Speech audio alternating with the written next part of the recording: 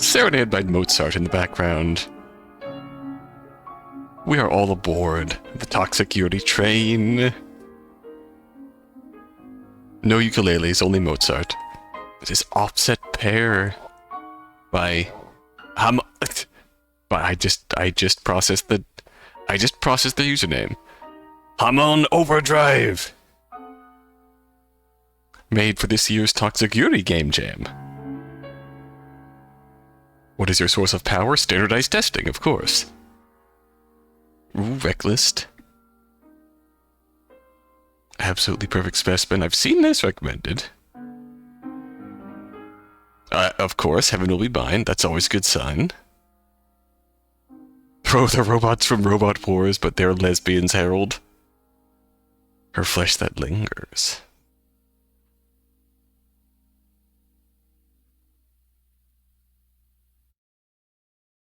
Don't mind. Anyways, Offsuit Pairs. Good writers are indeed perverts, yes. In the mid-1920s, two women take a train ride to Chicago while they try to repair their relationship over a game of poker. As layers of bluffs unfold, it becomes clear that the game is more than what it first appears to be. Fully-fledged hold'em poker simulation. Fuck yeah, let's do it. This was made in a month and 2 weeks. Bloody impressive. Now, let's play some poker, shall we?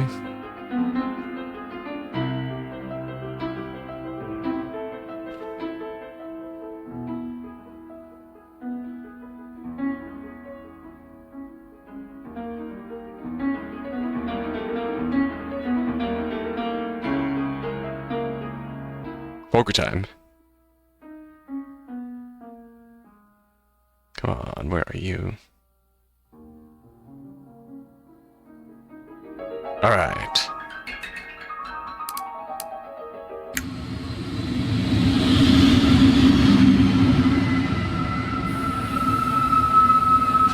Squeal of the train wheels comes to a stop. Coming to a stop grated my ears, ringing off the walls of the high station ceiling. Sound alright with me, or do I need to bump it down a little bit? It ran one way from Jacksonville to Chicago, no stops overnight. Without a doubt, this was to be the longest train ride I'd ever take. My eyes wandered over to Audrey at my side, with her leather briefcase that seemed feather light in her hand. In comparison, my bag looked troublesomely fat and cumbersome against Audrey's thin case. My gaze must have lingered too long since she moved her hand to reassuringly nudge my own. Yeah! I booked a whole compartment for us, so you don't have to worry about that behemoth you packed taking up too much space, Betty. The acknowledgement of my shoddy packing made me frown. You should have told me to cut down with the clothes before I brought this stupid thing out. I wanted to see what your concept of light packing looked like. With a huff, I hoisted the duffel bag further up my shoulder, the strap digging hard into the muscle as if taunting me. Frankly, the trip had been a source of terror for me in the weeks leading up to it. I never lived anywhere far from Jacksonville. Never thought I'd leave it either. But Audrey said we're moving, so we're moving. Last thing I wanted was to look cold-footed at the door to the train in front of her. So let her tease me about baggage. As long as trepidation didn't shake my limbs, it was fine. At once the crowd moved in a big heave, funneling in through the two-doored entrance. It wasn't very difficult to keep track of Audrey. The horde was almost overwhelming. Hands fumbled for purchase on the railings to the sides of the car, navigating down lines of compartments until they found their reservation. My already obtrusive bag now felt twice as heavy in the swarm, jamming itself between me and 1,000 other bodies. I tried focusing on the little brass plaques on each compartment door, searching for our room number. We passed room 3009. Hello, Dark. Hello. We're all aboard the toxic Yuri train. We passed room 3009, 3011, 3013. Audrey came to an abrupt stop in front of me, where she slid open a heavy wood door and slipped inside. Hastily, I followed her, shoving my belongings into the seat across where she filed in. The rush of the crowd dissipated not long after, beating into a few slow walkers fumbling around. Last goal. No escaping now. Audrey gazed out at the train station, face inscrutable beyond a vague notion of satisfaction. How's me? I am doing better. I feel like I've been... Well, I don't know. I'm like a solid amount of money out, but I have my car back, so I'm winning.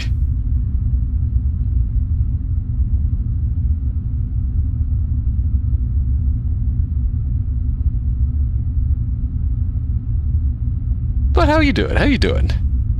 Hey everyone, I read. Sending it to your best beam. Don't worry, car is back. It was only it was out of commission for half a week, and I'm out a decent chunk of money for it, but I am back here. The cat's a little dumbass, so we had to take him to the vet and get his paw looked at, and short of antibiotics, he's okay now. Do you want to see a cat high off his ass? Fuck yeah, I do. Absolutely. She never liked living here from what I could gather, although it was hard to gauge her opinions at any rate. The little curve at the end of her lip was the best evidence of a good mood I was going to get. Slowly, the station began to move, crawling past the window, then hastening into a sprint. In a matter of seconds, the platform was all the way out of view, nothing more than a small point in the distance. I willed myself to feel nothing about it. Shall I put on music? You've got a phonograph tucked in that little bag, and not much else to go with it. If I didn't know better, I think you'd book the trip as an excuse to use it. You'll be glad I did bring this once we're in the 6th hour on this trip. Sure enough, she miraculously pulled the bulky music player from her much thinner bag. Incredible! Moments it was set up on the table, disc already under the needle. Light and pleasant music crackled out of the speakers, starting very quietly but slowly swelling as it filled the car with an orchestra. You know the song. Oh, don't quiz me like this. I know you've heard it before. Surely you remember the artist. Don't mock me if I'm wrong. When have I ever done that? Every time it's happened. Well, I won't this time. If you get it right, that is. I shuffled through my memory, trying to think of where I've heard this tune before. Most of this sort of music sounded similar to me, and the titles were always in foreign languages. In the end, I just pulled out one of the more familiar names I could conjure. Surely not Rachmaninoff? Ah, Rachmaninoff, she says. All Russian names must sound the same to you. It's Tchaikovsky, dear. Tchaikovsky. Said you wouldn't make fun of me. I'm not. Yes, you are. Rachmaninoff would be flattered if he heard you confused it for Tchaikovsky, even though her ribbon was light, my cheeks still burned with embarrassment. We've got about 20 more hours of being on this train, dear. Lucky we should be spending most of it asleep, no? Say we take 8 some hours out of that 20. What are we to do with the extra 12? What of breakfast and dinner? Can't imagine meals will take more than a measly extra 2 off. Even a full workday won't fill a full 10 hours. I hope you've brought a book for yourself, then. I'll do you one better. Her hand disappeared into her bag, merging again with a pristine-looking deck of cards. The box was still sealed with an unbroken little sticker, promising a completely virgin deck. Ooh. Probably got it over at the station. Maybe she kept it in her bag for this occasion. Whatever the case was, the point was obvious. Card games, huh? This woman reminds me of some kind of internet twink, and I can't place it. The suit goes hard. Not just any card games. The grandiose reveal, she dug another item out of her bag. A thin bag full of plastic chips. Now her slightly quirked lips were now broadly smiling.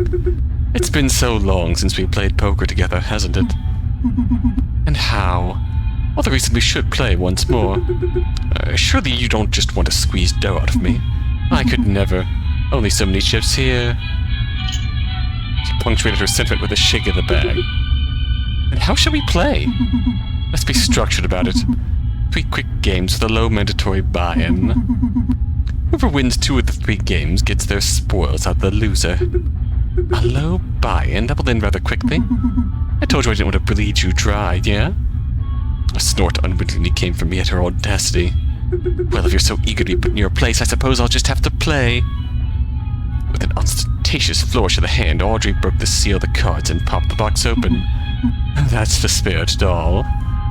Her gloved hand slipped the cards free from her deck, cracking the stiff block into slabs and deftly shuffling them into each other. I kept my eyes firmly fixed on her hands, knowing the ways in which she liked to stack the cards in her favor.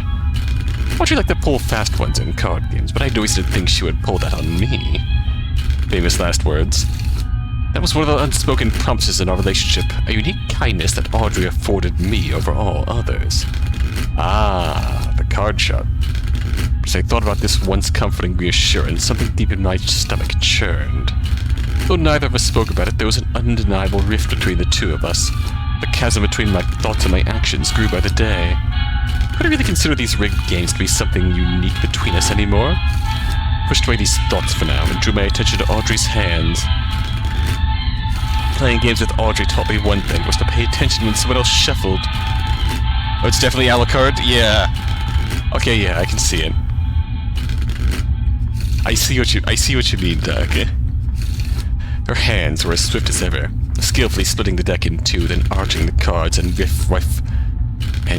riffling the two stacks back into each other. As far as I could tell, there was nothing out of place in her movements. Once satisfied with how well the cards were mixed, she placed them in a singular stack in the center of the table. Same rules as usual. Naturally, we flip a coin for dealership. I'll call heads. For her pocket, Audrey took out a penny and tossed it high. Then in a firm sweep, she caught it in the back of her hand, covering it with the other. You ready? Of course. Do you remember the last time we played? It's been about a year last I checked. A year? So we said it feels like it's been longer. Balatro real. I don't know how to play Balatro. Now that doesn't mean you forgot everything I taught you. My memory's not so bad. Sure. I can give you a refresher if you need it.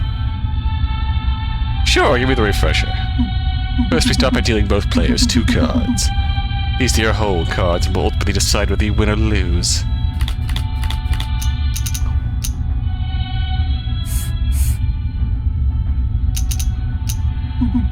Good cards?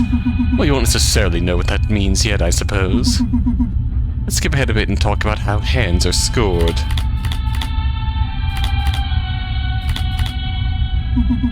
Wow, my hand sucks. We should each player's 2 whole cards. They are the 5 cards in the middle called the flop, and the stack of cards to the left of the deck called the burn pile. The cards of the burn pile were moved from play. While they aren't a part of either of our hands, they do give some information about what cards aren't in the deck or my hand. Ah, I see. It's a bit rude, yes, but you can thumb through the burn pile to check what cards are in it. Anyways, with all the cards on the table, it is possible to know what exactly your hand is worth. But first, do you know how valuable each standard 5-card poker hand is? Yeah, I do. I better review them to be safe, though. How'd they go again? Look at the odds. We got a pair. Remember this. Over here is your graveyard. I draw from my deck and play Blue Eyes White Dragon in attack mode. I was gonna say, I pay 1,000 life points to activate Return from a different dimension.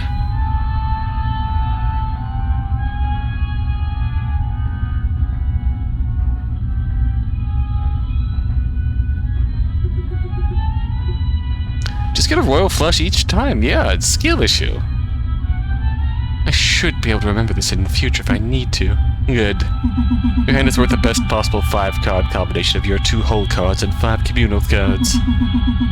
It's entirely possible for your hand to be the 5 cards on the table and not use your whole cards at all. What happens if both of us use the 5 communal cards as our hand?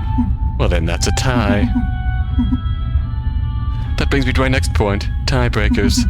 Both players have the same hand. They say, if we have a kind, the first tiebreaker is the highest card that is required to make the hand. High cards are scored with their rank. Aces are high in this context, probably their suit. Spades, hearts, diamonds, clubs. Imagine that these could easily be tied, though, if there was a card for the communal pile. Correct. Brings me to the other tiebreaker, the kicker. The kicker is the highest card in the hand that is not used to make the hand. So if we both had 3 of a kind, but I had an 8 in my whole cards, and your best whole card was a 10, I would be the winner. Correct. Worth noting that if your whole cards aren't in your top non-hand cards, it's possible that the kicker doesn't come into play. This happens to both of us, the round is a tie. It's a lot to take in, but I think I've got the gist of it. It'll help when I play through a few hands, I think. Yes, the best way to learn is through experiencing. The best way to begin is by beginning. Now, how does my hand stack up? Terrible. One pair of 10s beats one pair of 4s, I win.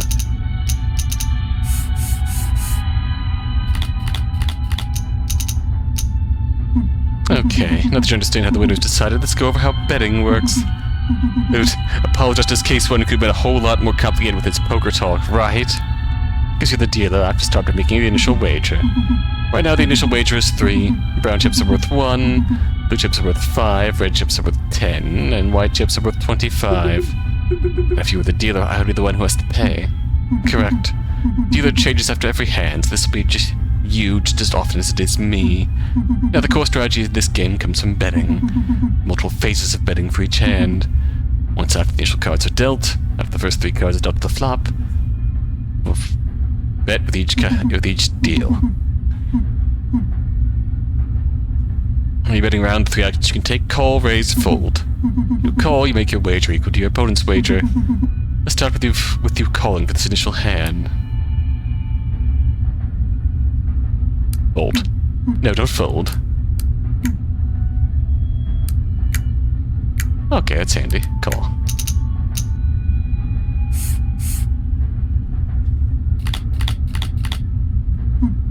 Good. As you can see, when both of us agree to the same amount, the game progresses to the next betting round.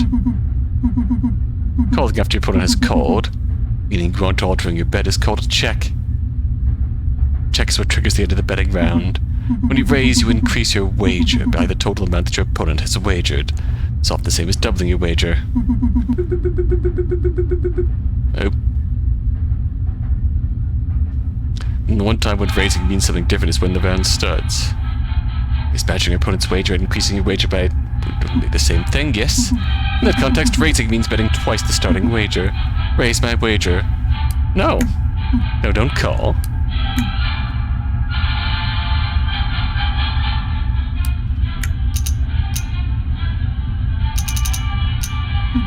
Good. Notice how we didn't deal the next card. Yeah, I think I get the picture. The last action, folding, is exactly what it sounds like. Yes. Folding is throwing your current wager and moving on to the next hand. I see, I see. One last thing on betting. You want to call a raise, but don't have the funds to do so. You can choose to go all in. If your all in is a raise. Okay, yep. Straight to showdown. Makes sense.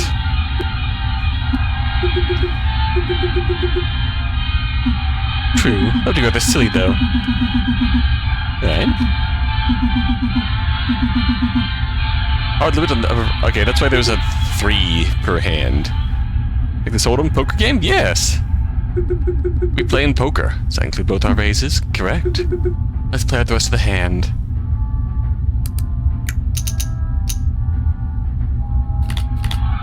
We check. And they 4-10. Check.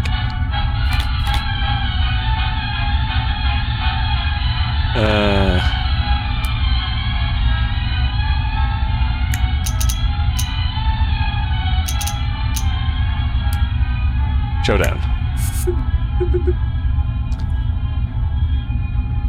2 pairs beats 1 pair. Yeah! Yeah! My city now.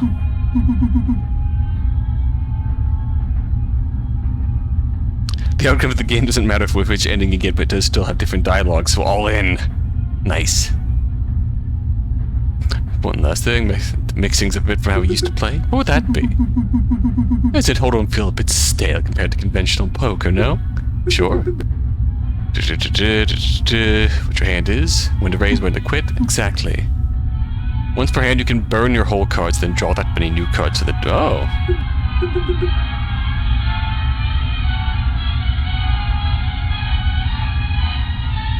Once per hand.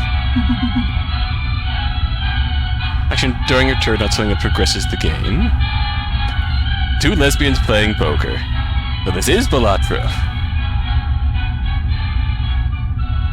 Well, so this is Bellatra. Speaking as someone who's never played a game of Bellatra in his life, yes, this is Bellatra.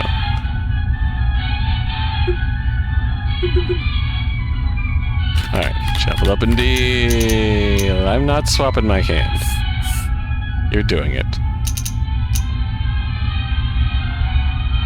Check.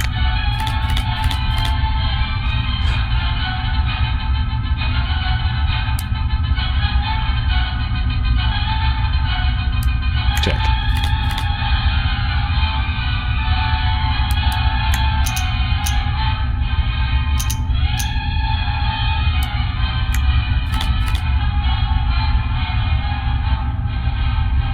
Yeah, I would like that 10. Showdown. One pair of jacks beats a pair of fours. Oh, the basics coming back yet? Oh, yeah.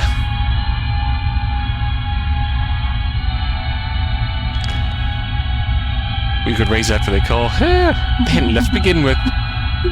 Out of practice? I'm joking, dear. You played without me, haven't you? Only a little. Not a good how she knows that. Intuition is so unnerving sometimes. Quite amazed you can find the time for it. Make it seem like I've been hitting casinos every weekend. Well, have you? Uh-oh. Of course not. And you've been capering off with your friends late at night to gamble away our savings. Uh-oh. You hardly even noticed I was missing. Yes, I did. I just didn't find it fit to mention. You're impolite to get at your heels over every absence, no? The men and women are fighting. The girl, they're fighting. Always politeness with you. If I let my pants zipper down, you'd let me go the whole day like that under the guise of politeness. I'd give you a hint about it. Whether you pick up on it or not is your own matter. You could never just be outright with me, can you? It's worked out for us thus far, hasn't it? Besides, I don't mind if you squander all of our savings playing poker with friends I don't know about. I'll just keep working like a dog to fund your vices. Oh, stop playing. Let's just set up the next hand.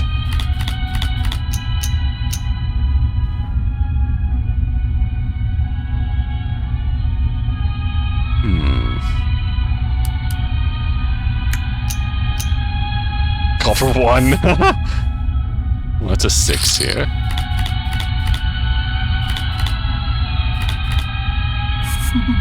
Oh, bollocks. Oh, wow, you got a whole 2.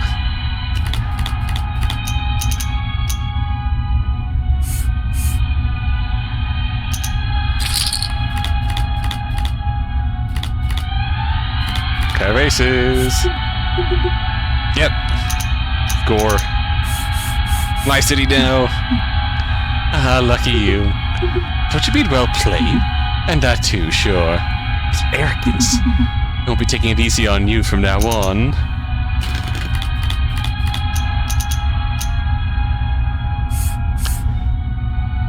We'll find out. Something is off. Compared to last round, she held those cards differently. The way Audrey moved her hand was... Sure that my mind is just making excuses. No, Audrey looks far too smug right now. She did something to the cards just now, didn't she? She's been doing that the whole time. What did she change? They must have been altered. What is it?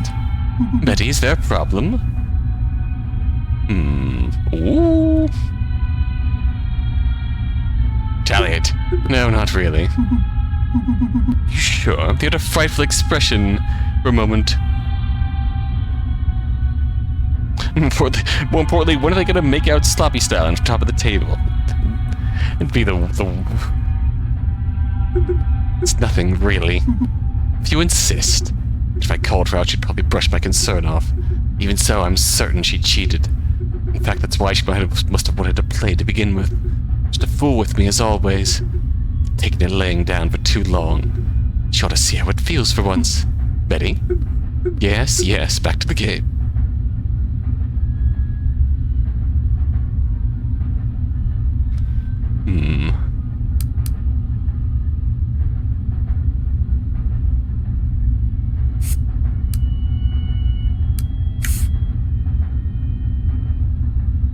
That seemed like a bad idea.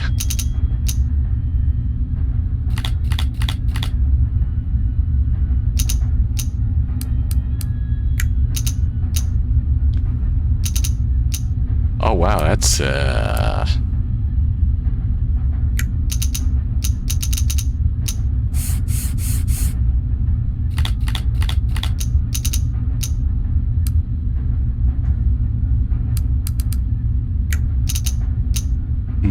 You start eating the cards so you just know you're winning.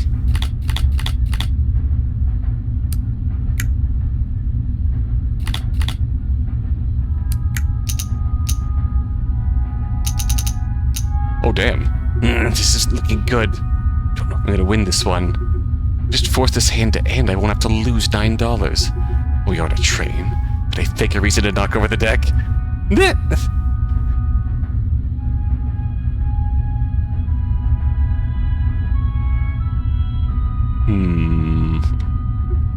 No, if I lose this route, I lose it on my own 2 feet. I don't need to play like a coward.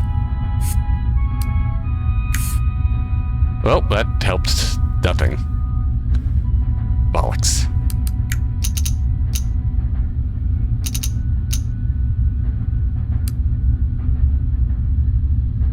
Jesus, alright. Alright, well fuck it, let's see what happens. I have a good feeling going into this showdown. Once you taught me a little sleight of hand. I just cut my hand like this when I push my stack of chips forward. I could save a few chips off the top if I lose.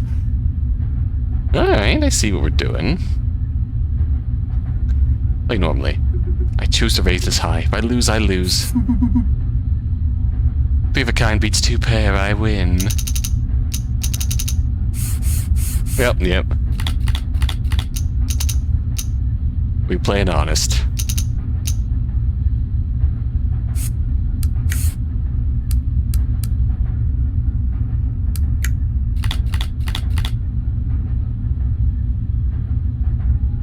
Ah, drat it. Should have traded in the 3.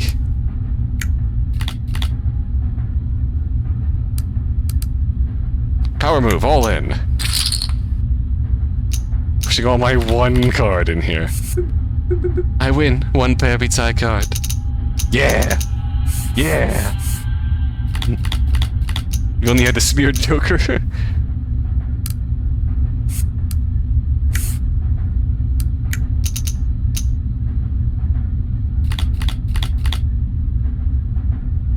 Holy fuck, I just flopped a straight.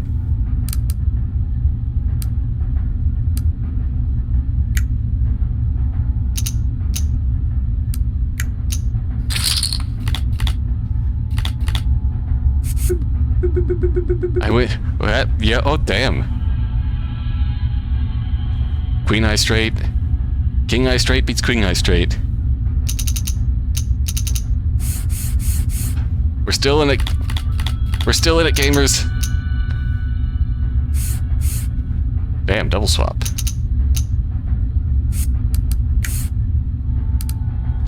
Check. Let's see the flop. Terrible.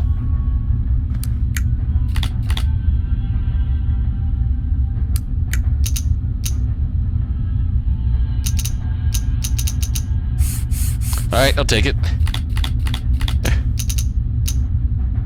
What if that was scripted? Because that's like a 1 in 600,000 odds.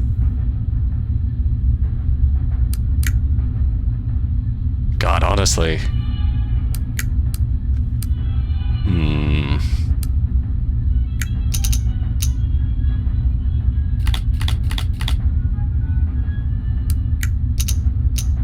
Let's see what you got.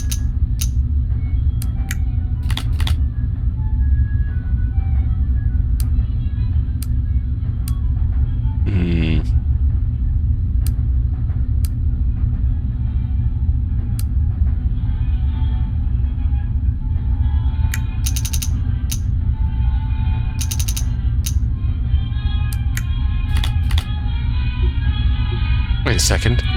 Just swapped 1 card in my hand for the first card in the burn pile. My hand would be a straight. Did I make an illegal swap? Oh, wow.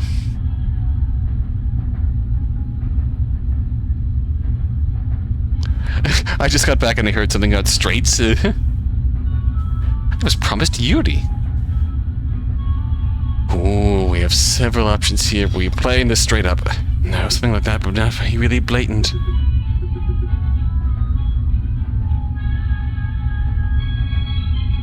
Audrey caught me, she'd be disappointed more than anything else.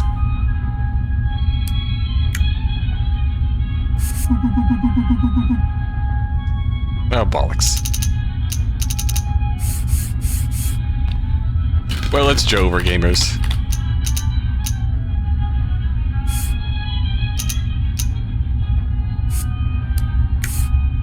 Well, that's even worse.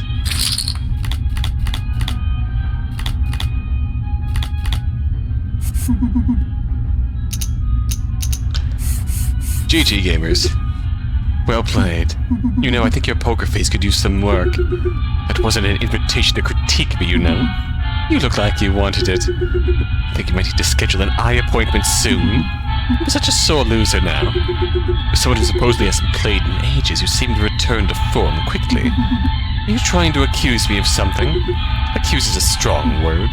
Really, I have hardly a moment to play nowadays. I don't mean to brag, but they do keep me in high regard at work.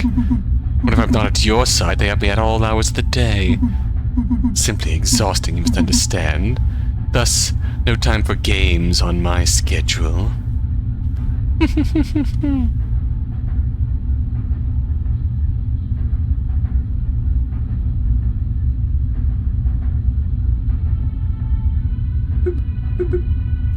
Well, I wouldn't know. Guess it's a good thing you found such success. Rarely things are not so prosperous for me. Aren't you happy that I'm so good with Liszt and Chopin, then? Yes, of course. I'd still be a pauper if you weren't, obviously. Oh, my lord, I would be much happier if I could just simply work for my own needs. Notice it feels like she takes her any opportunity to flaunt this flowery position she holds. Does she seriously believe this doesn't hurt my pride at all? Maybe it's on purpose. Her sense of humor is always cruel, so cruel. Besides, I'm simply a better player than you by nature. Now you're just putting on airs to frustrate me, aren't you? You'll catch on quicker by the day. Whatever. Let's just move along to the next game. Before we start, I would like to make one more amendment to the rules. And what, pray tell, would that be?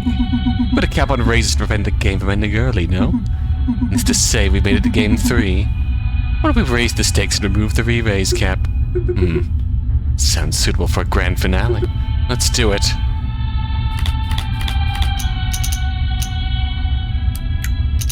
Oh boy, let's do it.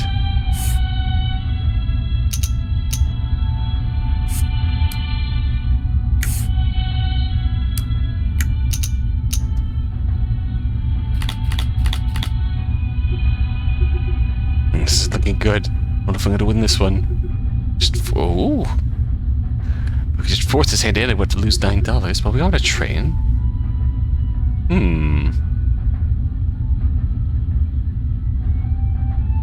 It's so potent. Or, yeah, there's... God, yeah, really. There's so...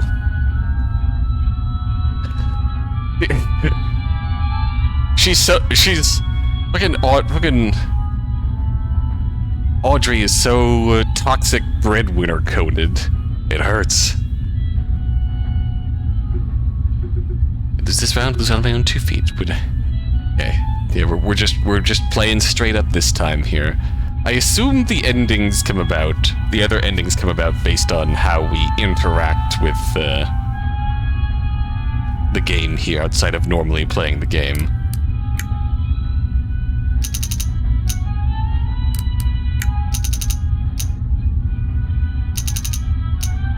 Oh, fuck you.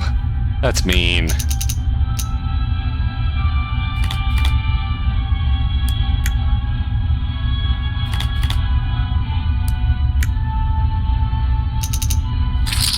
I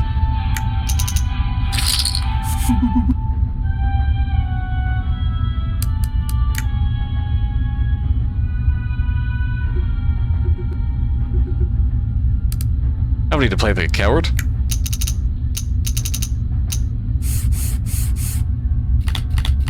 Poker is their child. Time rewind. The ultimate form of cheating at card games.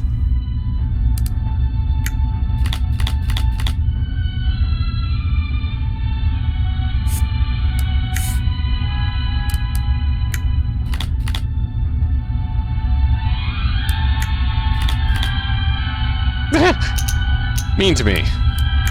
You know what I just swapped out, don't you? I'll...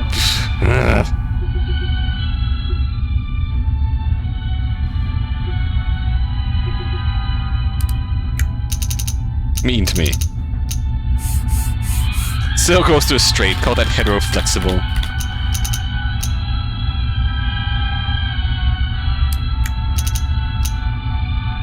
I will take pocket threes. Something. Oh.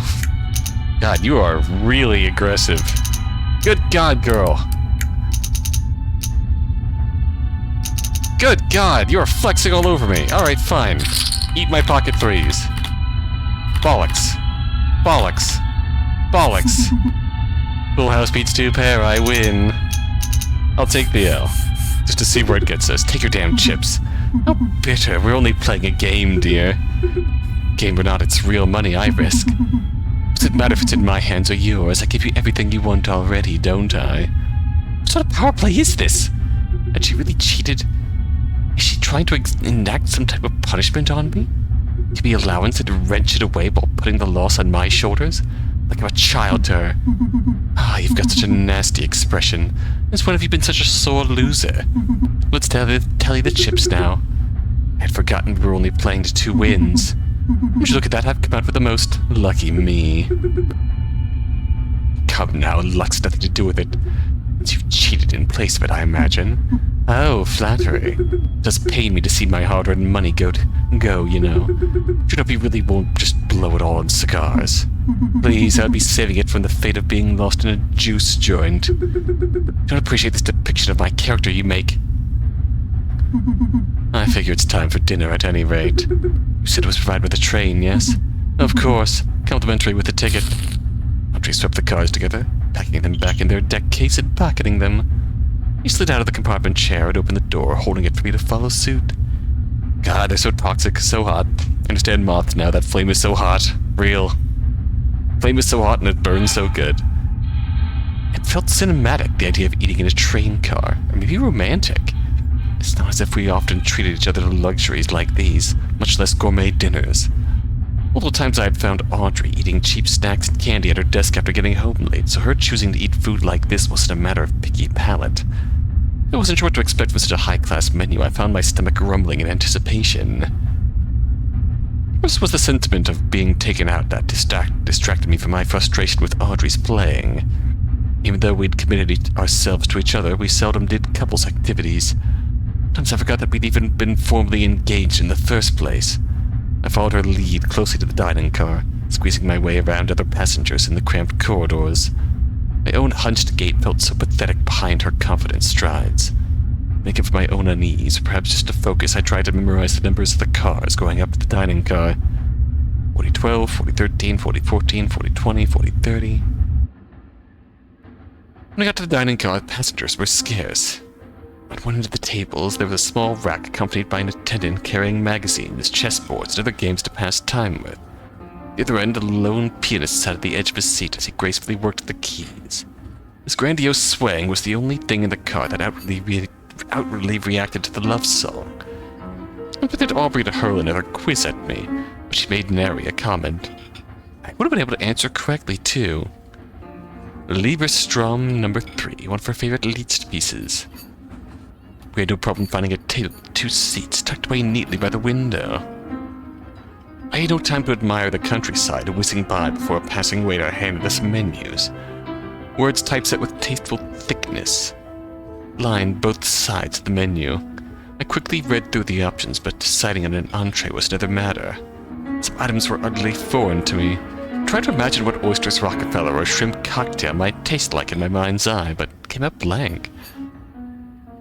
I ended up going with what I ordered at my usual haunt, spaghetti and meatballs. For a reason this caused a twitch in Aubrey's lip. Unrefined. No desire to experiment, Betty. Is that a problem? I figured you'd take advantage of the opportunity, is all. I just wanted a familiar meal. No issue with that. Only hope you don't come to regret that. What does that mean? Now what's that supposed to mean? Nothing at all. What you want, dear? Your attitude confounded me. Licked with some undeniable, untraceable passive aggressiveness. Came up on me with no warning, no warrant for its existence. Aimed at what? A pedestrian choice in food? I'm not refined enough for you, dear? What if it was I tried to give it no mind and to avoid provoking her further? What are you having? Just chicken a la king, I've decided. And you were cross with me over wanting pasta. Not cross, just curious. Fine. You've already eaten this whole menu, haven't you? In fact, I have, and you will too in Chicago.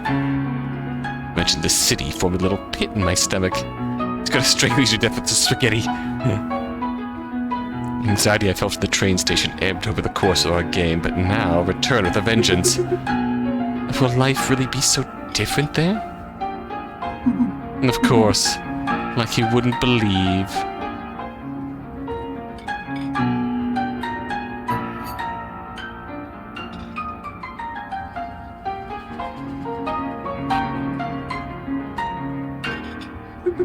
Different enough that I should find a modicum of success that comes to you in droves. Who knows? It won't matter either way with the position I have there. Engineered in a lab to be the most divorced lesbians in the world. Stomach continued to roll at the prospect, her words doing nothing to abate the stress. If taunting my nausea, the food came out to our table, luxurious and warm. Prickliness in my stomach forced me to settle my unease quickly before I got food in my mouth. Though it smelled so appetizing, I could only manage a few bites. In addition to the usual work, I've been requested to play for a few moving pictures. You hadn't told me that. It's not too important, just an extra bit of work. Playing for film is just extra work to you? Yes? I'll bet the King of England asked you to compose for his court, it would be just a side job as well. Now, what's with all this temper from you? It's not temper at all. I just mean to acknowledge all these accolades you're accruing. You're making neither heads nor tails out of what frustrates you, my dear. When could she ever? I was rubbing in all for success while I still couldn't find a decent job. And smugly denying any acknowledgement of how frustrating that was. I couldn't stand her casual tone even more than usual. I think I finished my food now. Even though your plate is so full, my stomach feels unwell. Hope it settles soon, then. Without a goodbye, she dismissed me from the table with a wave of her hand. Sheesh! I had buzzed as I navigated my back with the belly of the train, trying to remember the number of my own room. Doors were all so similar, the glossy oak doors only identifiable by the modest number plaques. How easy would it be to confuse one entryway for the another if you weren't looking at the tiny numbers? When I first boarded the train, the claustrophobic corridors felt unnavigatable, and now, alone, they felt too large for just one person to use, like a mansion reserved for one lonely millionaire who would decide which master's room to sleep in. The luxury felt like a pair of shoes that were a size too big. Our car was still a couple rooms down. I stopped at the door labeled 1019. Kept the number steady in my mind, repeating it wordlessly since we were at the platform. Even now as I approached the room, the digits looped and looped like a hymn. The door belonged to the same class that Audrey and I had, and how they appeared to be identical. Not this room could belong to anyone, I already knew who slept there. Eh? I gently rapped my knuckle against the door in a pattern, one knock followed by 3 short ones. Door cracked open at an almost inscrutable amount, egging me to peer in. Voice lowered, I greeted the person behind the door. Cora, is it you? Oh, Betty, come in quickly. A slender hand tugged me into the room with a surprising amount of force. I had just enough wits about me to close the door as I was rushed inside. Oh, Miss Cora. Internally, the compartment was the same as my own, albeit with one less luggage bag on the seat. And, of course, with a different person waiting inside. Before me was a pale young bird. Her face done up in full makeup was aglow with excitement, and her hands were demurely folded in front of her. My Cora.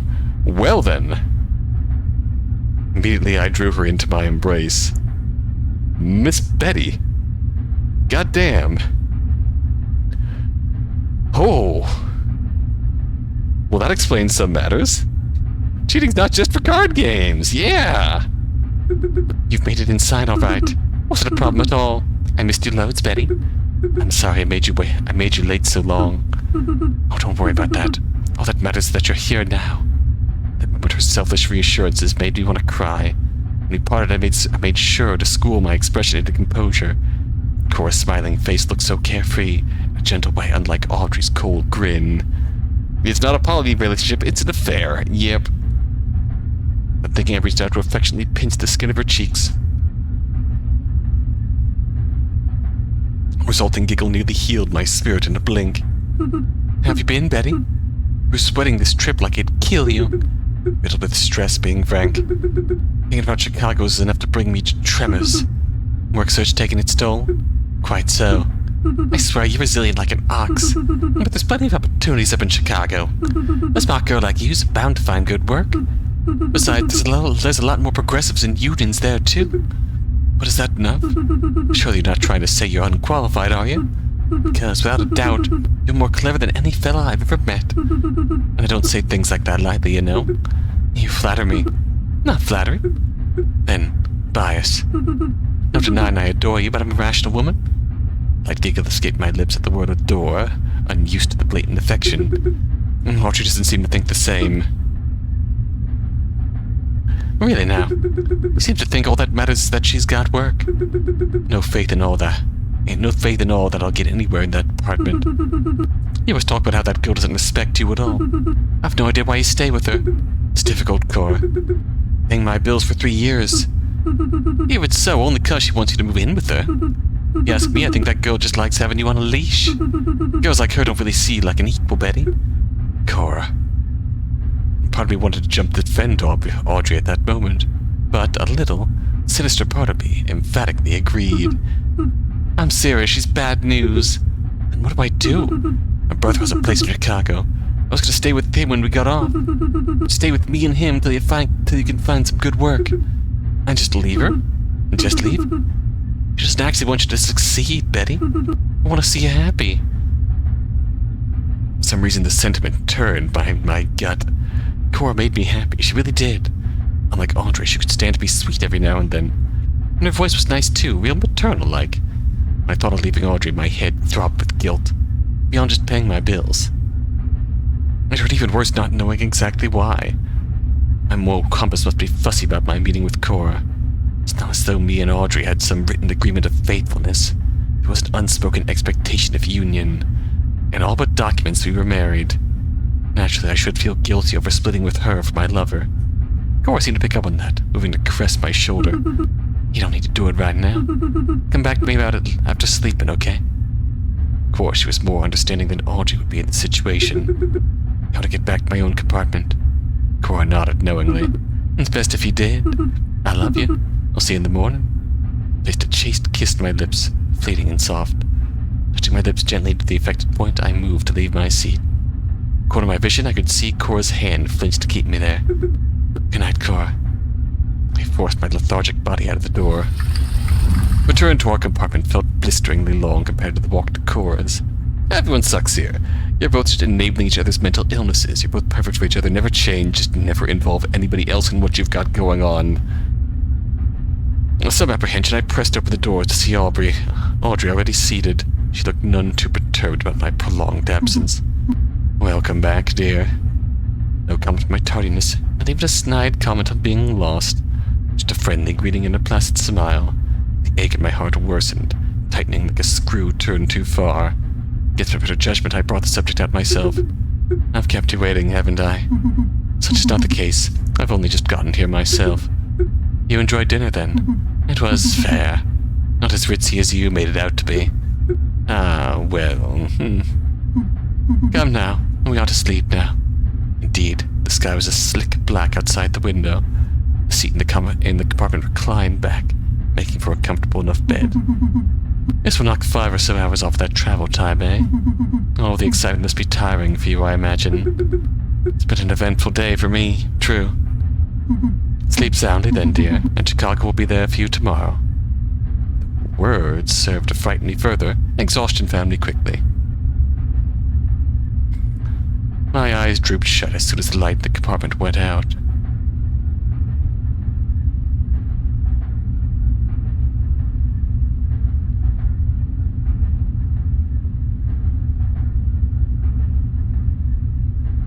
Ah, goody. For the duration of the night, unconsciousness gave me a brief reprieve from my heartache. Ooh!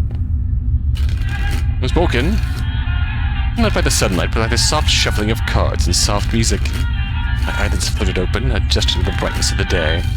And that's my ear signal. Oh, she really was shuffling cards. Beside her, a cup of coffee sat steaming on the table. Before I even said anything, she commented on it. You slept straight through breakfast. Figured you would like a drink in the morning. Oh, thank you. I bit into it. I saw that black liquid had been diluted with milk. 2 sugar cubes sat on a lid placed beside the cup.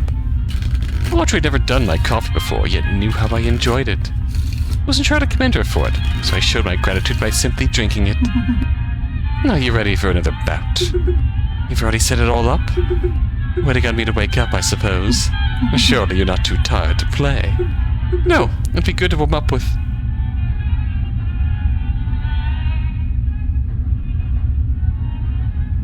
I would not be so childish to think that this game was innocent nostalgia this time. Resolutely, I dug a spare coin from my pocket. I'll call tails this time. Fine by me. Did you sleep well? As well as I could have. You dropped like a fly. You said to yourself I was very high-strung last night. Just needed the rest desperately. Of course, I'm glad you were so comfortable. It was like watching a well-cared-for baby. What's wrong with him? Affectionate. Ugh. Tell me I didn't drool. If you did, I'd have a photo of it to keep on our wall. Enough. Just play. Ooh, Pog. That's a big swelch. Well, alright. Really? Alright.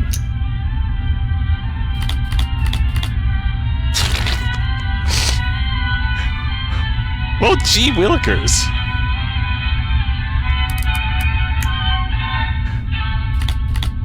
Gee willikers, Captain. I'll raise on the 8. Why not? Fuck it. Jack. God damn.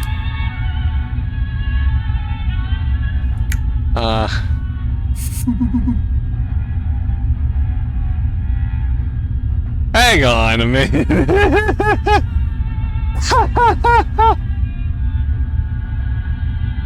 Hold up. Excuse me. Miss Audrey. The fuck's this? 5 aces in a deck? About it, that's cheating. Clear as day. There's this thing as an offsuit pair. She's gonna be showing off on purpose, too. I'm just too good a player to let that go noticed. How do I mention it? Feels as if she's goading me to something right now.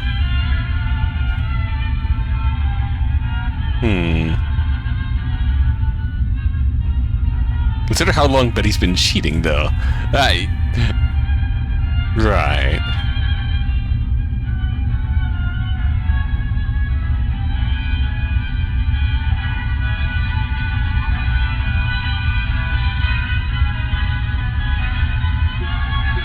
No, I shouldn't say anything. She definitely wants to get a rise out of me. She expects me to go off the handle about it. Not so emotional I let some fooling around get to me. She'd rather just deny my accusations anyways. Are you ready for the next hand? Yes. Really? Why do you sound unsure? I'm not unsure. Let's go on. It's just me or she seemed disappointed.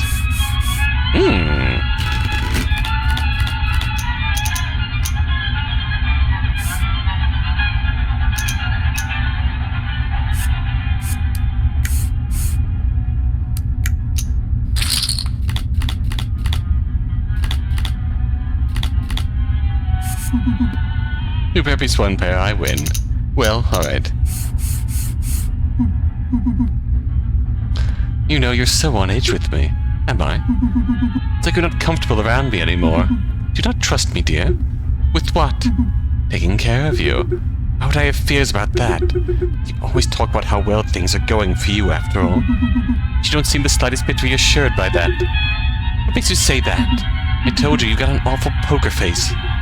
Did you really tell that from my face? But you can't notice my real problems with the Chicago. If you really had faith in me, you wouldn't go around keeping things secret. Oh, excuse me? There's so much you don't tell me, dear. Tad cruel to leave me to guess around in the dark, isn't it? Well, isn't it? Oh, she's basically giving me anything, everything unconditionally. She houses me, feeds me, clothes me, and she's not questioned me about paying her back once. Yet here I am making a fuss over cards when my sins total much worse. I try to be honest with you. Do you? Sometimes it's difficult, but difficult.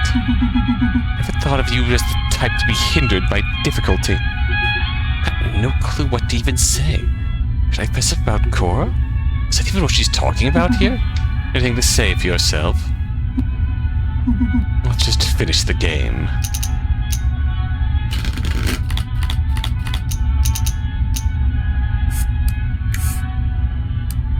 Well, that sucked.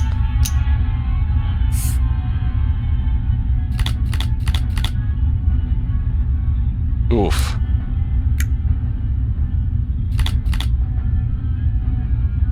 Well, that's unfortunate. That's unfortunate. One pair of tens, kicker, king of spades, beats one pair of tens, game, kicker, king of... Wow, that was close, alright.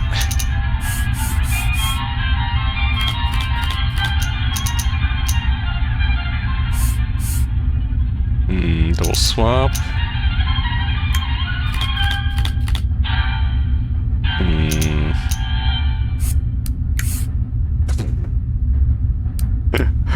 Alright then. Now I'm out.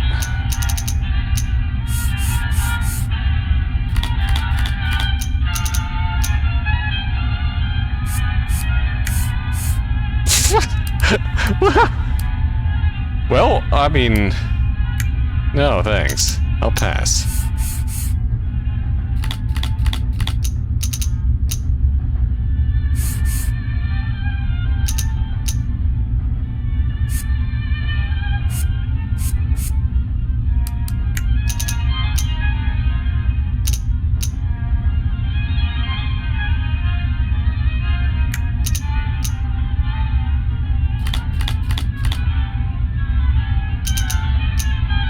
We're gonna swap first. I'm sensing a theme here.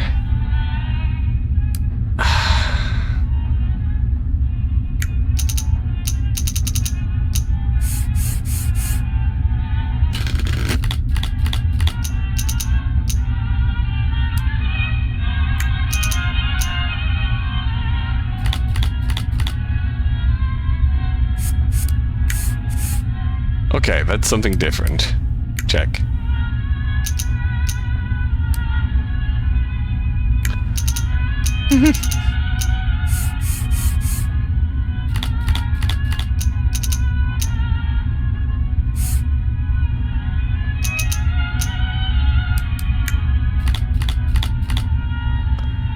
Okay, it's something. Swap. Oh my god. Shit.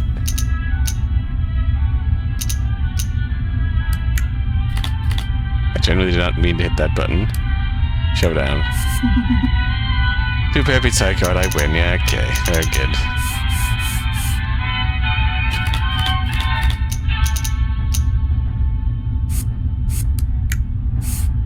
Nine, 2. Wow, that sucks. Alright.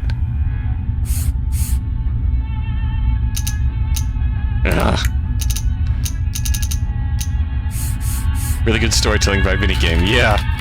This is oppressive and hopeless. She's got the high ground on us. Honestly, the moral high ground. She's not great. Something up with her. Well, something up with her emotionally. We've got the cursed secret. You don't have a way out of this. You don't know that. Do I, dear? Let's look how this game has been going. Stop bluffing and face your defeat with dignity. Bold. I can't convince myself that she's wrong.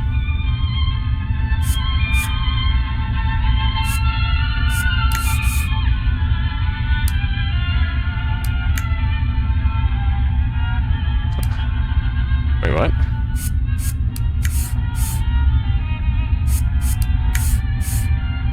Oh, hello.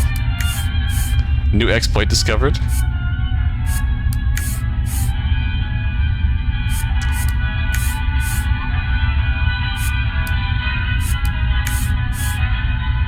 Darn it, I get that one pair of threes.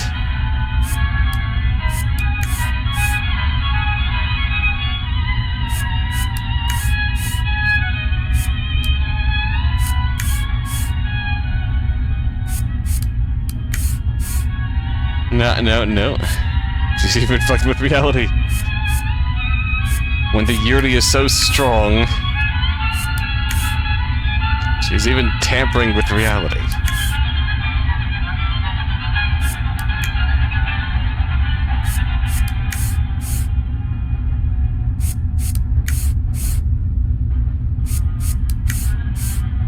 Hold on.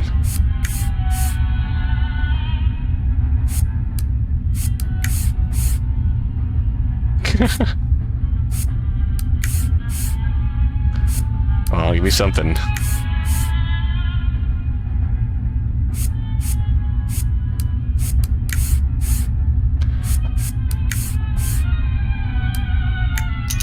Okay, here we go. Oh, that sucks. Oh, that sucks. Oh, that sucks.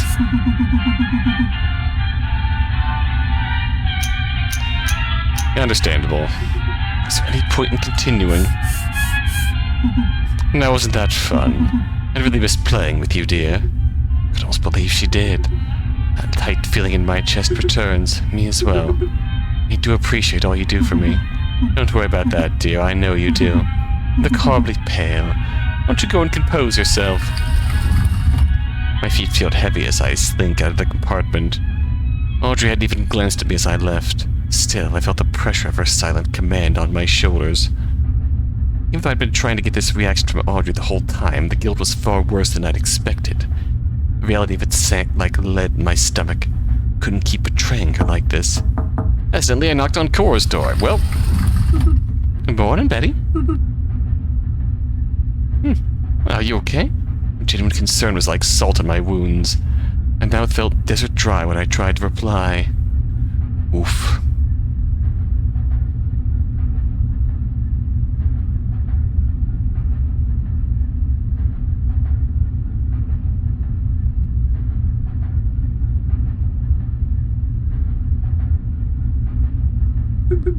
I'm fine. You look horribly pale, though. Audrey's gone and done something, hasn't she? Look, Cora, can't put up with all of her nonsense anymore. For your health, Betty, please, just split with her. It's not so simple. Audrey's been faithful to me for 3 long years, even though I've gone behind her back. Not only that, but she's always supported me no matter how I treated her. It's not fair for me to act so selfishly anymore. Cora's shocked face almost made me want to take everything I said back, but it was far too late for any of that now. Surprise morphed into a small frown. No, you're supposed to obey me, the Seven of Hearts. I see how it is. I'm sorry, Cora. Have we, by not cheating in the game, have we invoked the toxic relationship, button? No, really. I get it.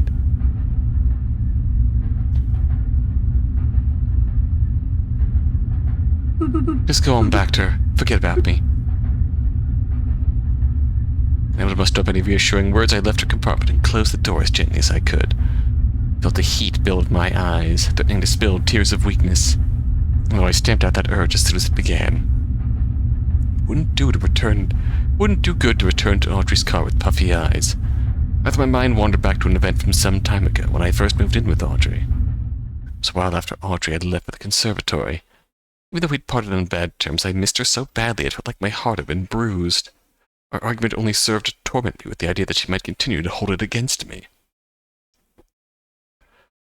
Every night I'd fantasize about her returning, but I couldn't shake the idea she'd think lowly of me. Especially since the time she'd been gone, I'd done nothing to improve my state of living.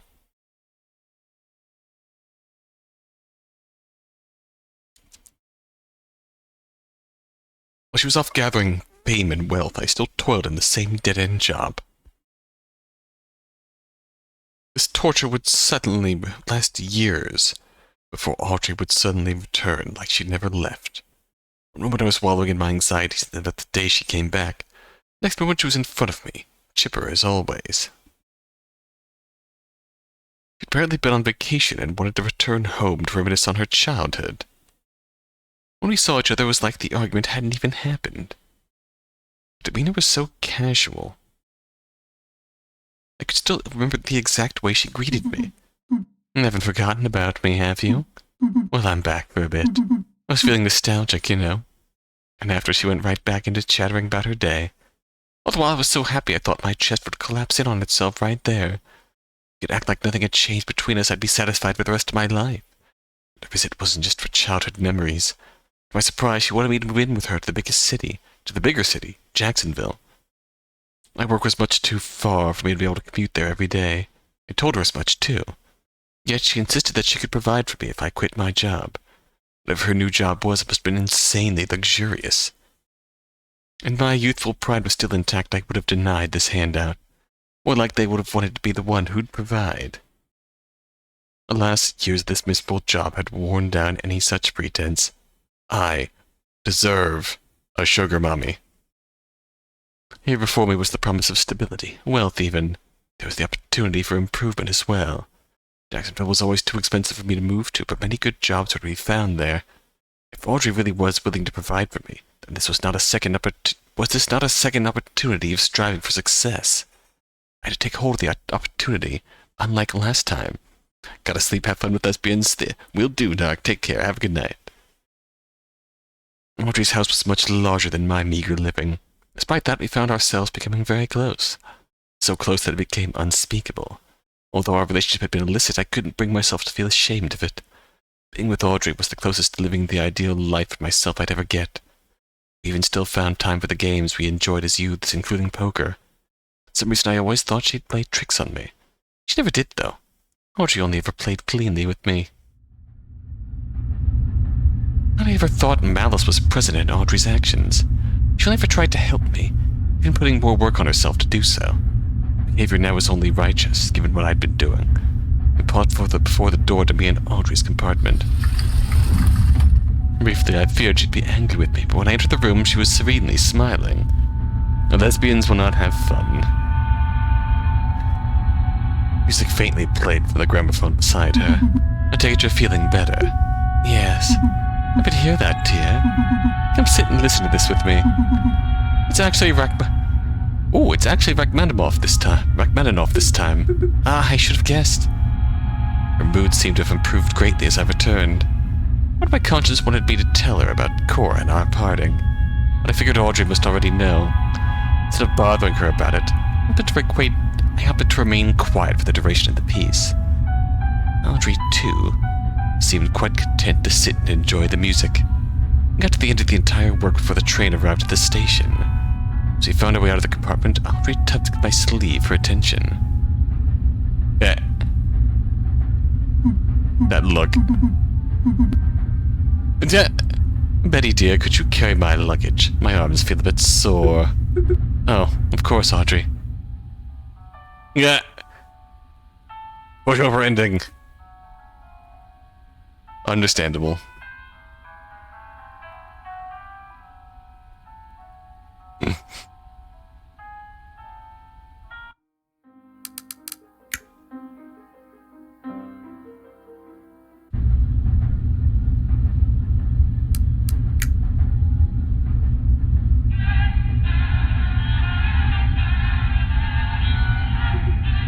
You know what? To hell with it.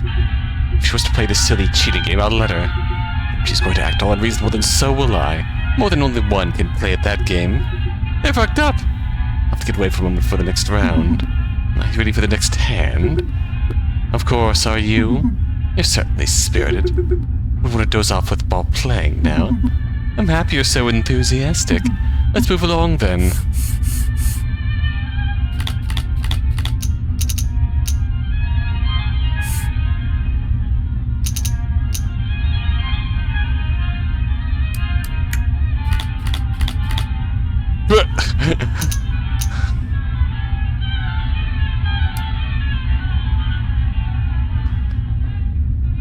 Well, goddamn, alright.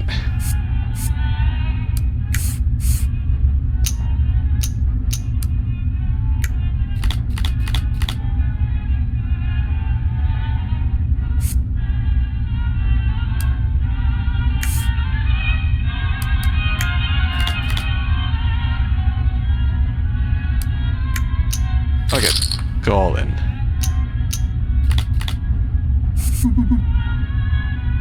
Oh, flush beats 2 pair, I win. No holds barred. You know, you're so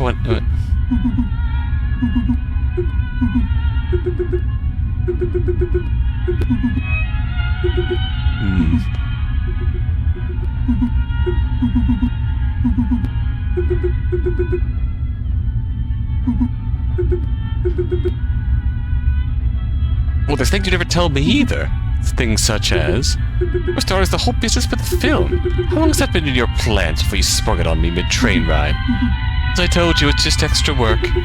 Extra work that happens to pay twice the stipend at our old job. Even this trip was completely out of the dark. You hadn't even told me we were moving till the week before. Dear, you're quite worked up. Perhaps you should take a moment to collect yourself. Aha, I knew you'd say that. Perhaps I will. Terribly hungry. You did miss breakfast. Oh, but they still have some snacks in the dining car. Why don't you go and eat, dear? Fine. Better not touch the cards while I'm not looking. I wouldn't dare. I curtly shut the door to the car as I left, resulting slam ringing through the hall. Navigating the dinner car came easy now that I had conviction coursing through my body, though I had no intention to eat. As I remember, the little stand of games still stood at the end of the tables. Of course, there were playing cards of the same brand Audrey had bought. Imagine she must have bought them at the station before we departed. The new identical deck of cards, I made my way back to the game. How many decks would it be in circulation once I brought these into the game? Only 3? Maybe more if Audrey really felt like messing around. The thought made my chest pounded with excitement. Now that I was playing along, the game took on a new lure. Or, more accurately, a nostalgic one. Containing my nerves, I slid back into the car. Feeling better, dear? Yes, quite. Then let's resume. You won't be wearing such a smug face for long.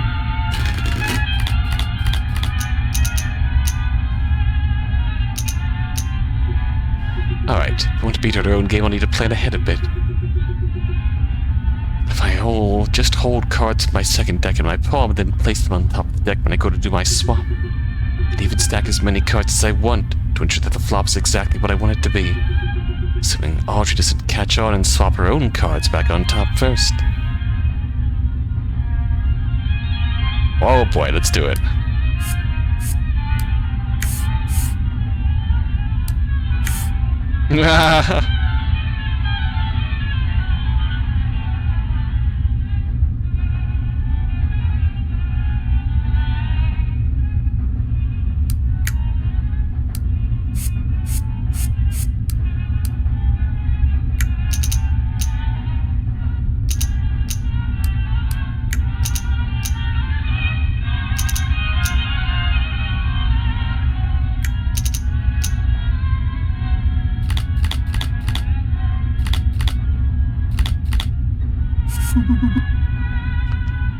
Two pair beats hide card, I win. Well, bollocks.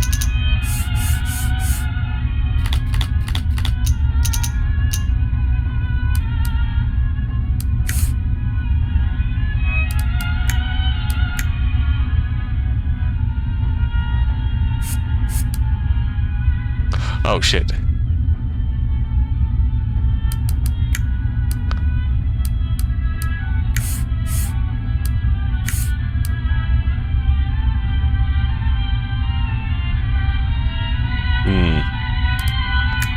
Alright, see you later. Have a good one, Red.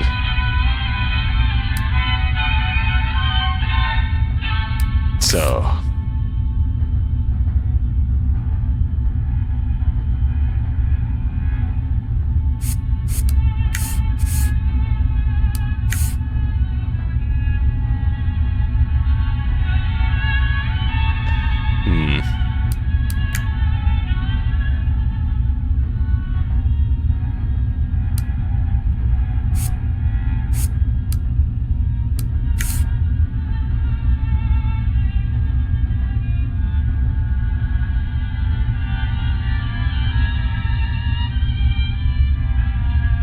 Oh no.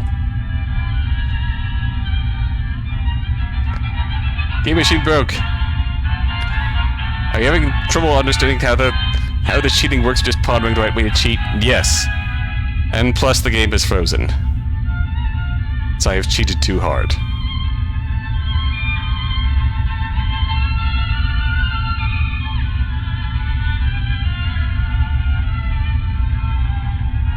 Unfortunate. Cheating machine broke.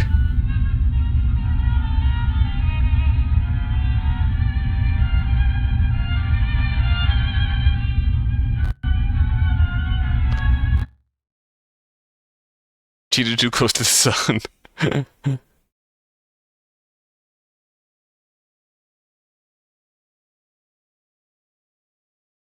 Restart time. Restart, unlike how these hot women cannot restart the relationship.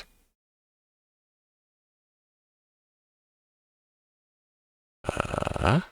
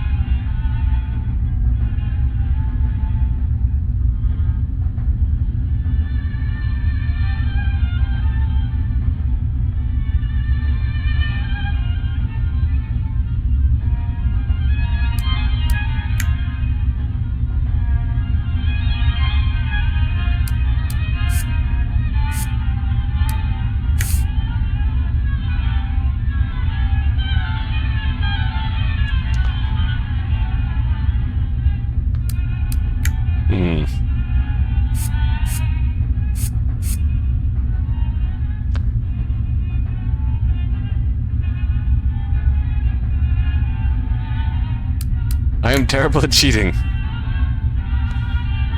So when I do that, I deck.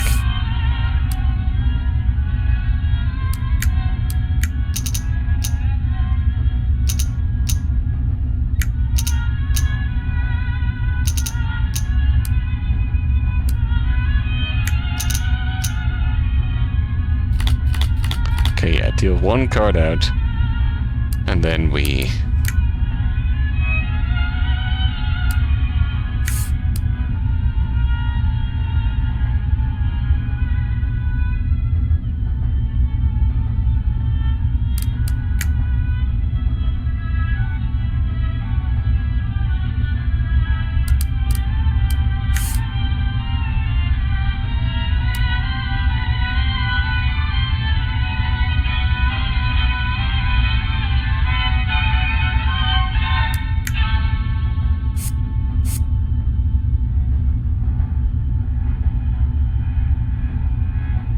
Oh, right.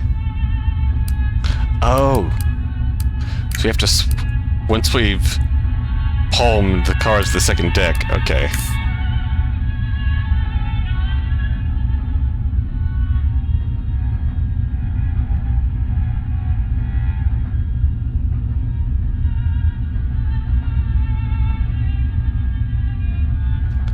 Under 10, 10. Jack. 10. 10. I had second deck. Swap. Just noticed.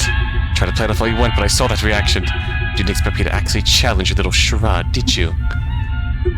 Something the matter? Not particularly.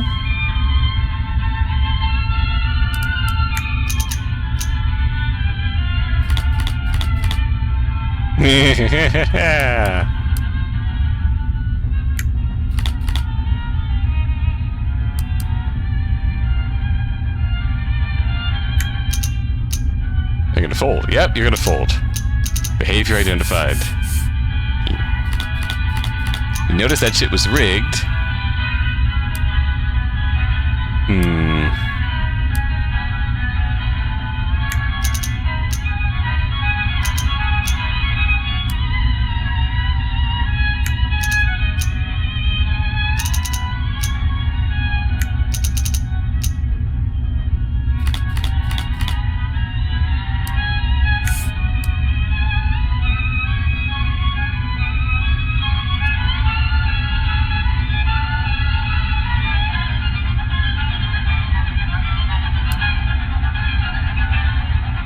be really fucking suspicious if I do that.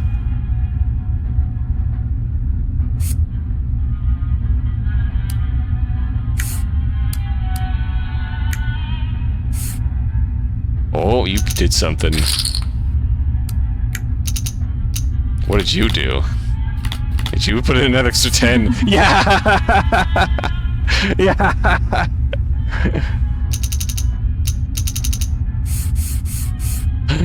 She out-cheated me. Alright, that's good.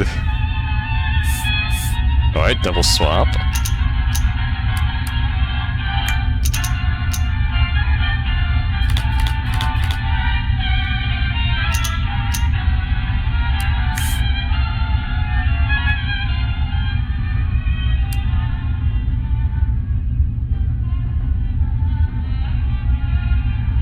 Fuck it.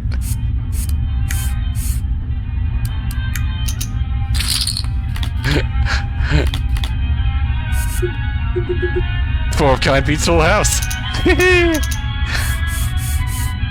Man, I love poker.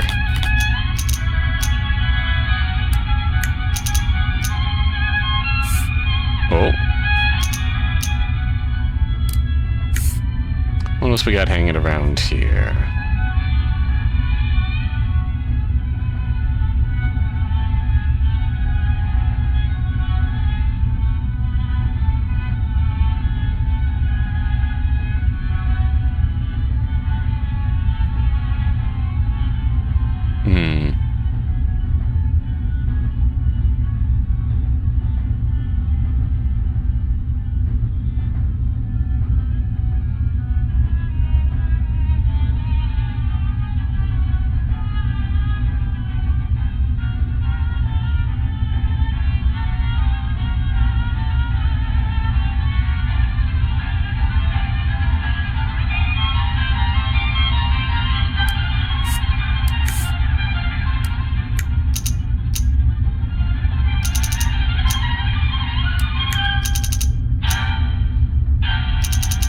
Oh, you're putting me all in, alright.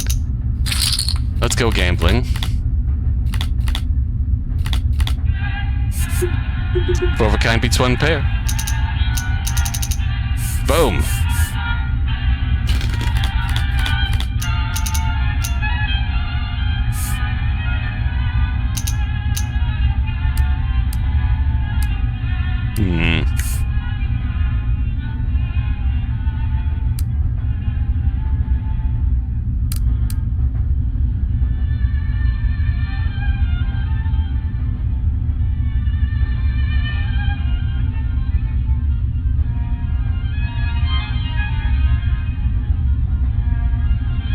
Bing. 7, 7, 2, 7.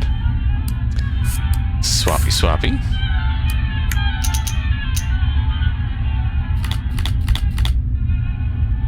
Man, what a four of a kind!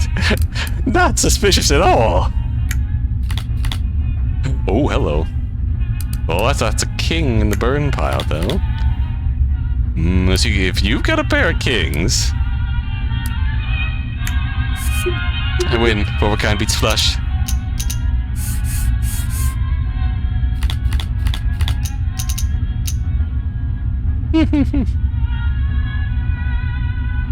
The game outcome doesn't matter, but doesn't you feel the need to get one over on Audrey anyway to show that you're better than her in some way or another? Right. You're not so hopelessly dependent on her like some sort of pet. That makes sense that in the pushover ending, we just become the fucking pet. We're so not baby doll, we're gonna beat you with fucking 2s.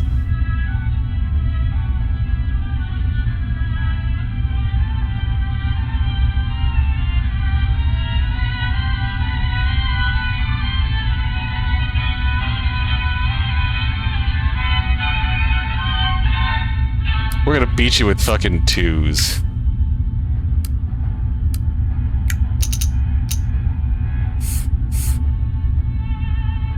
Oh no, oh no, no, no, oh shit.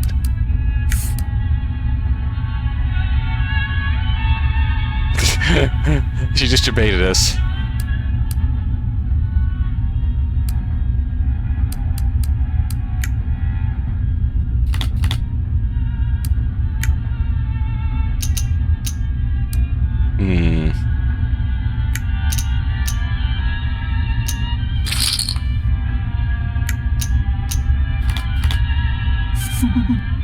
Flush beats 2 pair, I win. Fair enough. I got cocky there. Okay, you got your swap.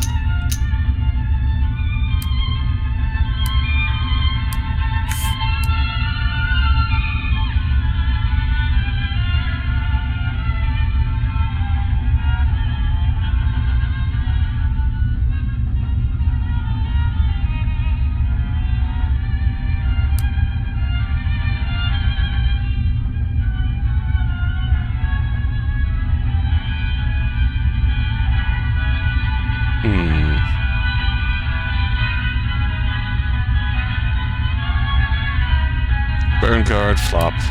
Burn card, turn. Burn card, river.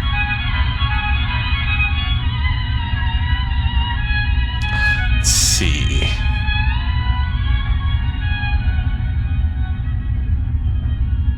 Ace, king.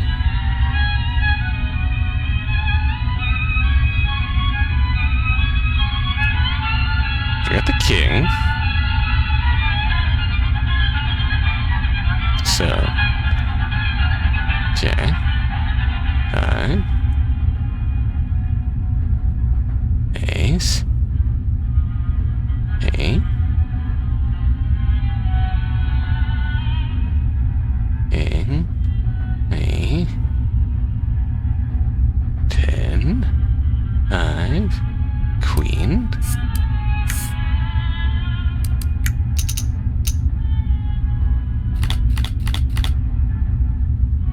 Oh, that's suit. Oh, I'm a fool. Might get the. I'll get the flush though.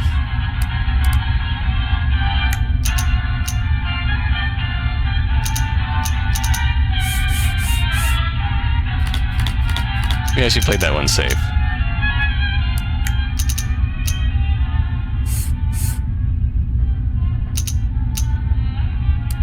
Oh, it's on. He's burned the 7s.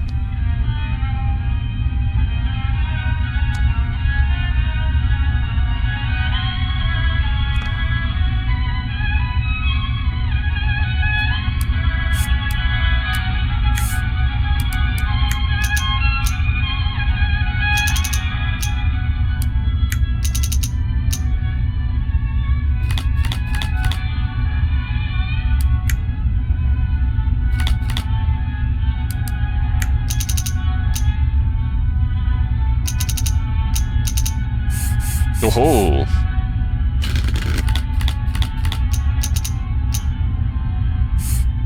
Alright, she's swapped.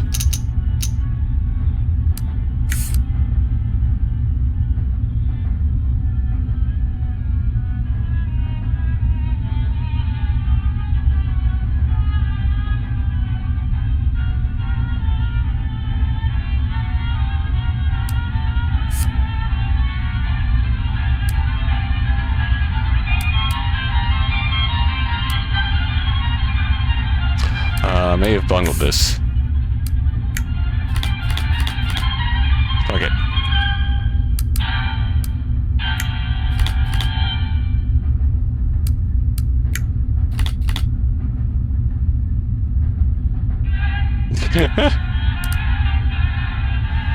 Give me your last chip. Nope. Fine. You and Dak and Audrey Deck are getting so enmeshed from both of you cheating so much. This too is Yuri.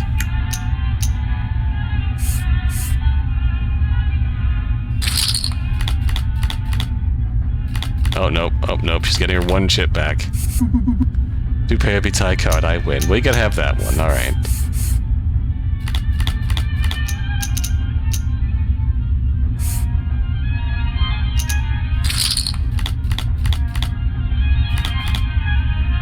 Oh, yep. Oh, both hands are flush, high card, ace of hearts.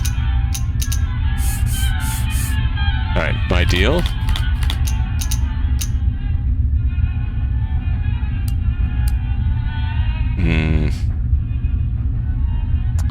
Yeah, it's gonna get difficult. You're so close to a Balatro 5 of a kind. 5 hearts. So many hearts in this Yuri.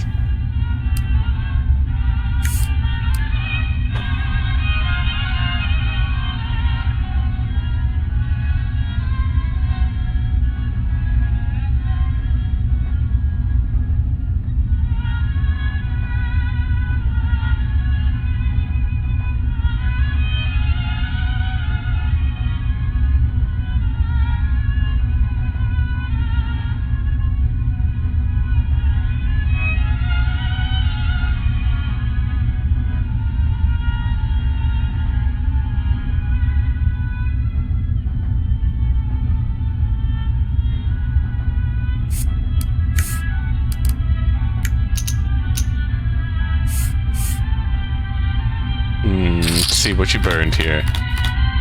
Hmm? Wow, you really shuffled up all of it.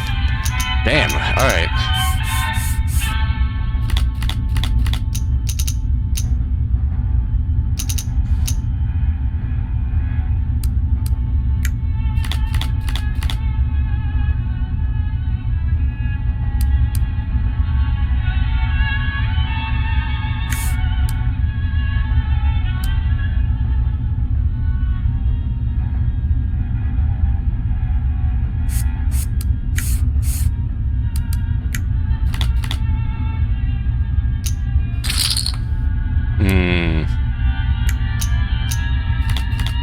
What do we got? Full house beast. Folly. Oh.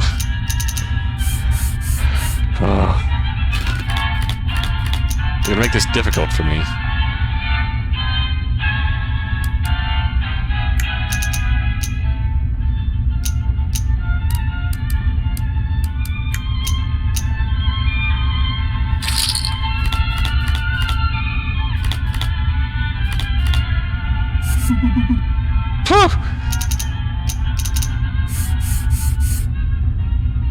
Alright.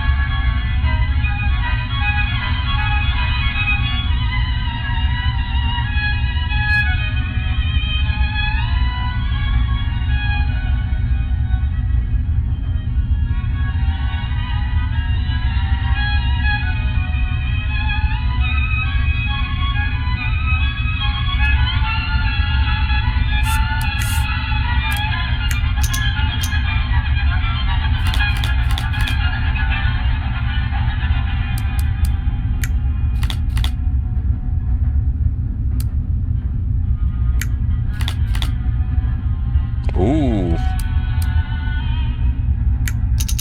Gimme. Gimme.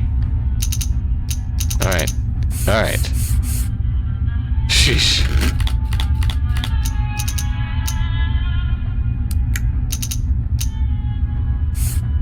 Oh, alright, there's the slip. There's the slip. Whew! Fucking wombo.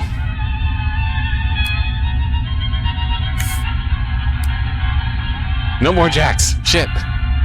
Which means she's got a jack in her hand.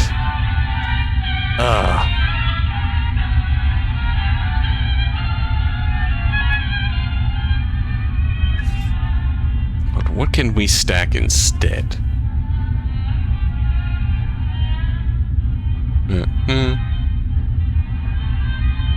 4, 3, 4, 3, 4, 4. Gimme.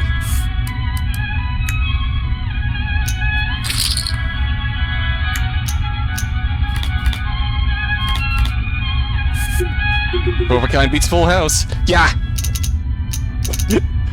Woo! GG. I can still hear my heart pounding in my ears. It's remarkable that the palm cards didn't slip my fingers without shaking my hands are. Well played. Thank you. Not a hint of arrogance in her voice this time. Shall we play our last match? Before we start, I would like to make one amendment to the rules. And what, pray tell, would that be? Ooh. Infinite re-raises. Alright. Let's do it.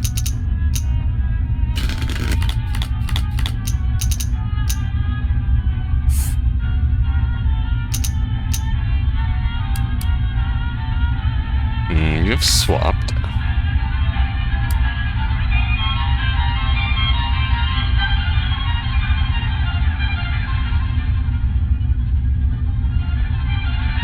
Two, 7, 3.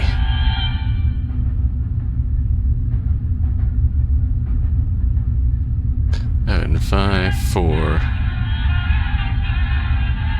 2, 7.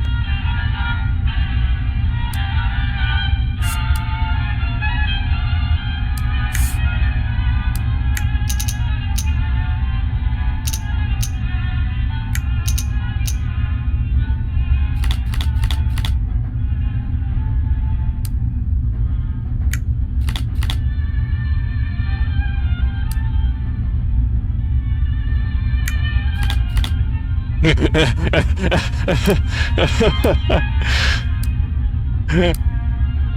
it is. I win. 4 of a kind beats 3 of a kind. 5 of a kind not firmly recognized. We love Balatro. Alright.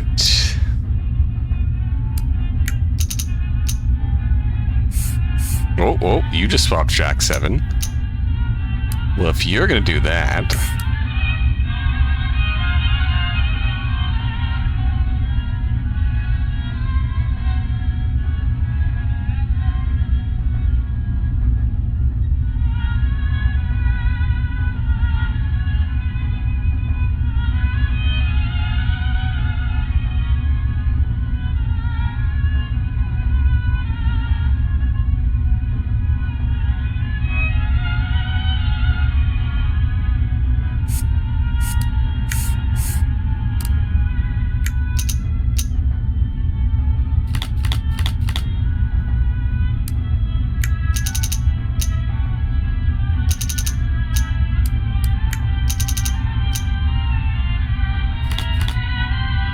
Oh, bollocks, I fucked it up.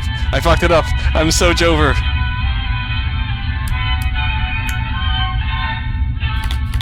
I fucked it up! I fucked it up!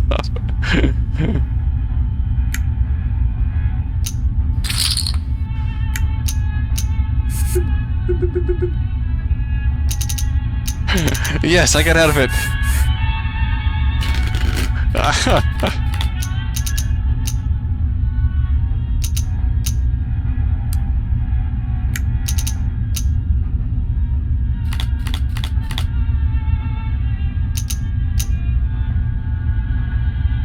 Never punished.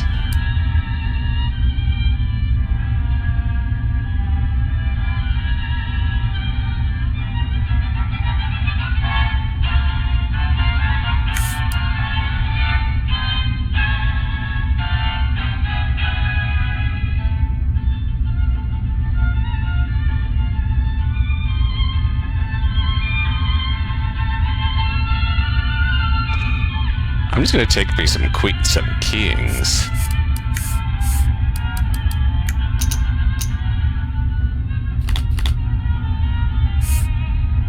Oh, you're plotting something.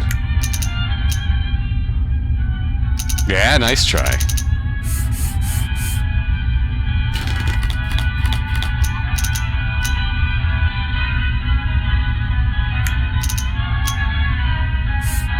Oh.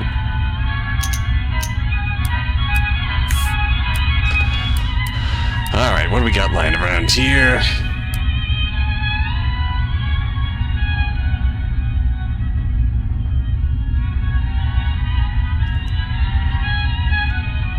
I think I'm just gonna go for the classic flop 5 jacks.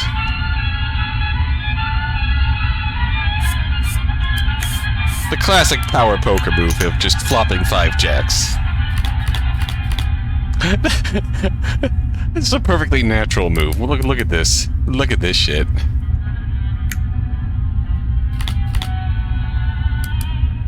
Watch, he has pocket jacks too. Why not? Go all in. Bold, understandable. Have a good day. You can't beat the 5 jacks flop. You did your swap. You did your swap. I have pocket 6s.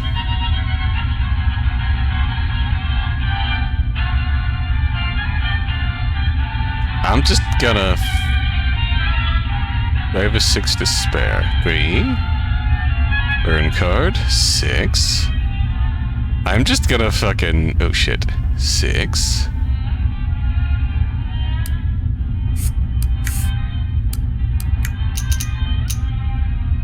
You have 6 queens. Demon.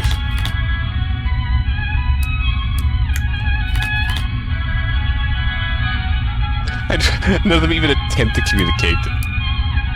Give me your last. You know you want to. Hold. Alright, now we have to win this legit. 5 6s, 7 8. 7 sure did eat.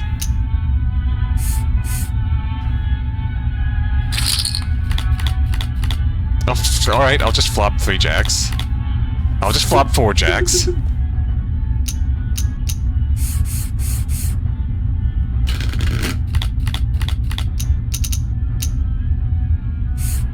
Alright, you're gonna just...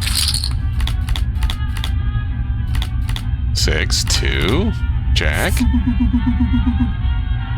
You win. Back up to 4. And you get to survive an opening blind now.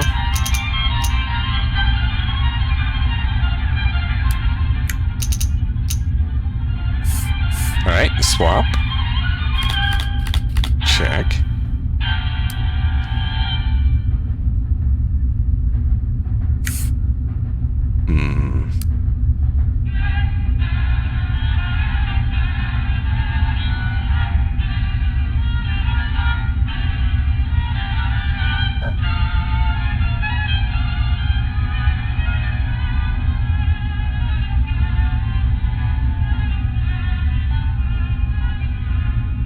Do ace, burn card, ace, ace.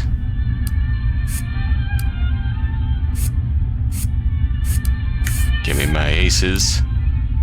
Call.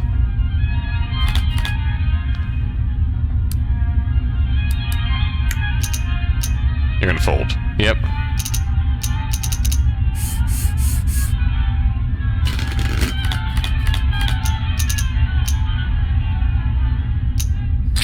Yeah, we're just gonna have to roll a good hand.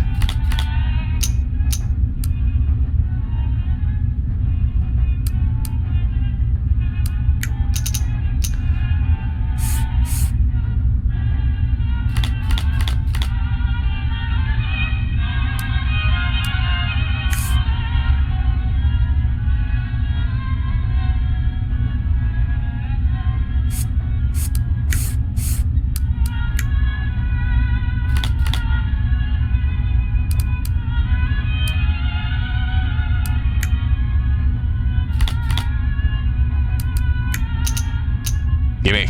Nope.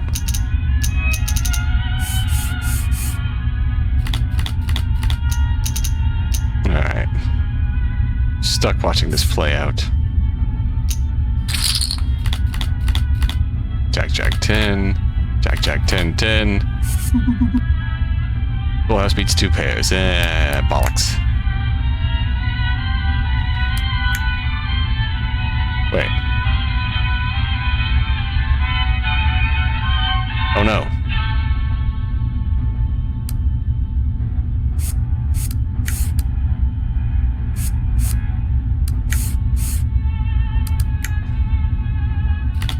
Against again for my wildest fantasies of being good at poker. Real.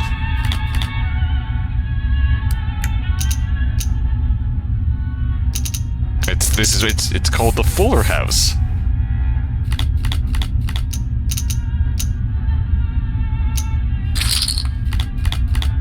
Jack, Jack, 10, 10. God, you're throwing all the jacks out there. My God.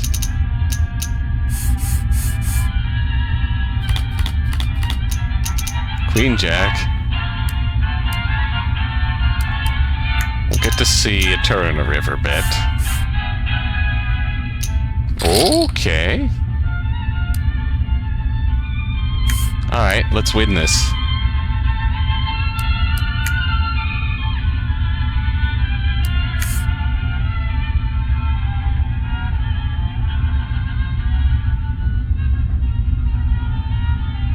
Queen, queen, queen, queen, queen. We're gonna win this with all queens. So, river card, queen, burn card, turn card, queen, burn card, queen, queen, queen, burn card, queen. Swap my jack for a queen. I call this Oops All Queens. Queen, queen, queen. Queen. Queen. 7 queens.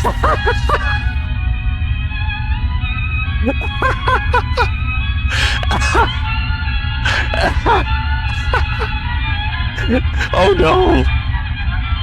Too many queens! Too many queens! Oh fuck!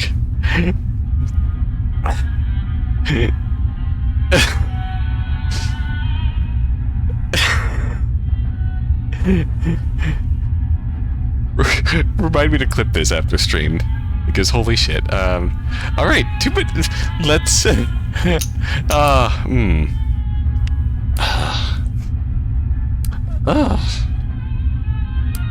Where am I? What is happening? Oh my god.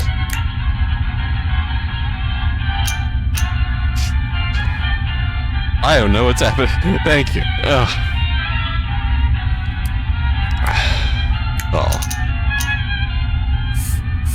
Alright. Let's not play 5 queens. Let's just play a normal hand.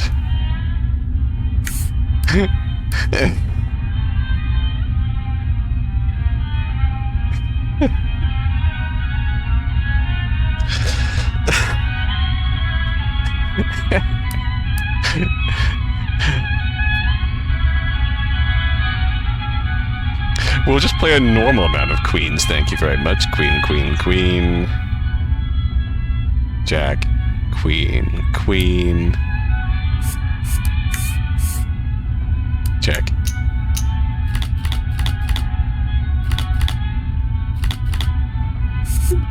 I win. 4 of a kind beats full house.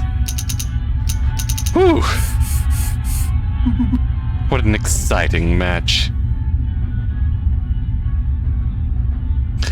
Oh my god.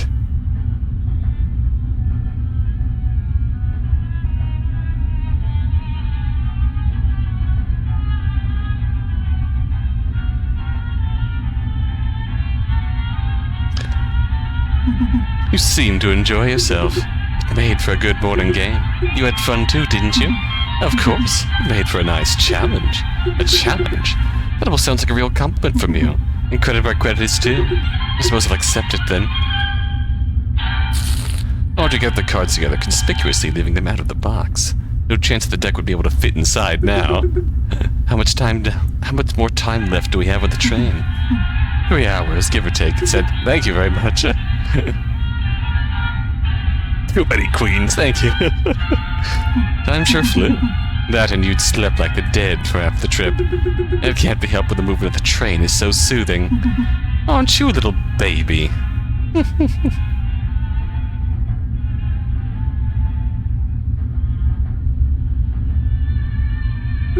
Oh, quiet.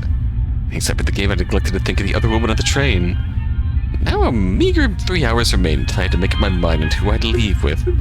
Anyway, I think I'd like to freshen up. Go on, then. Just let me go without a hint of suspicion, even though she'd gotten on my case so heavily earlier. And even a mean smirk flashed down her face as I left. But again, she always had a strong poker face. In comparison to the walk to the dining car, my feet dragged on the way to Cora's room. Confrontation wasn't usually this difficult for me, yet my mind grew distant, fresh off the adrenaline of the game. It was surreal making these underhanded moves against Audrey, especially when it was her who taught them to me to begin with. It reminded me of when we met all those years ago. Back then, we were just co-workers, burgeoning on friends. We were stuck doing textile work, the only job either of us could get as young girls. Even so far back then, I'd been wearing men's clothing out of preference, though at the time it would have been called an act of teenage rebellion. Only good it had done me was making me an outcast at work. Then Audrey showed up one day, sporting slacks and overalls.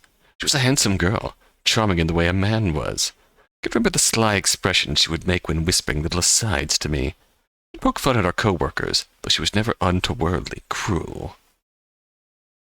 In fact, she was frequently sweet to others, though she'd always turn back to me with a little quirk in her lip, letting me in on some subtle insult. I can't get enough of Butch for Butch real. Butch for Butch so real. Naturally, I was the only one clever enough to keep up with her witticisms. One step deeper than the superficial similarity of our clothes, we were both immensely fond of games.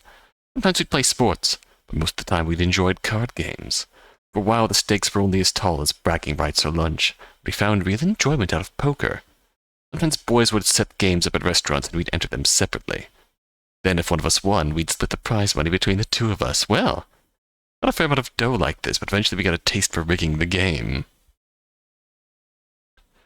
Lately, I owe Natsume Mutsumi my life real. Audrey began learning all types of little tricks of the hand, like swapping cards and hiding them beneath each other. I had no clue where she found out about those methods, but soon she started teaching them to me. Before long, the two of us were practically robbing the neighborhood matches hard enough to get kicked out of restaurants. Earning money had long ceased being the point by then. The schemes where we'd work together were always my favorites. Little cons. We developed an unreadable system of codes for each other, a few of them verbal and others physical. As far as I was aware, no one else ever knew our signs. Aubrey didn't play poker with anyone else, after all. Just like her whispered jokes, the innocuous code words were for my ears only. Even as far back then, I basked in her special attention. No surprise I still remembered every trick in the book. I came back to myself at the door to Cora's room. I knocked our code. She flung the door open immediately. She's just been waiting for a while. Good morning, Betty. You must have slept in. I sure did. Straight through breakfast. How are you feeling? Decent. Going a bit better. I reckon.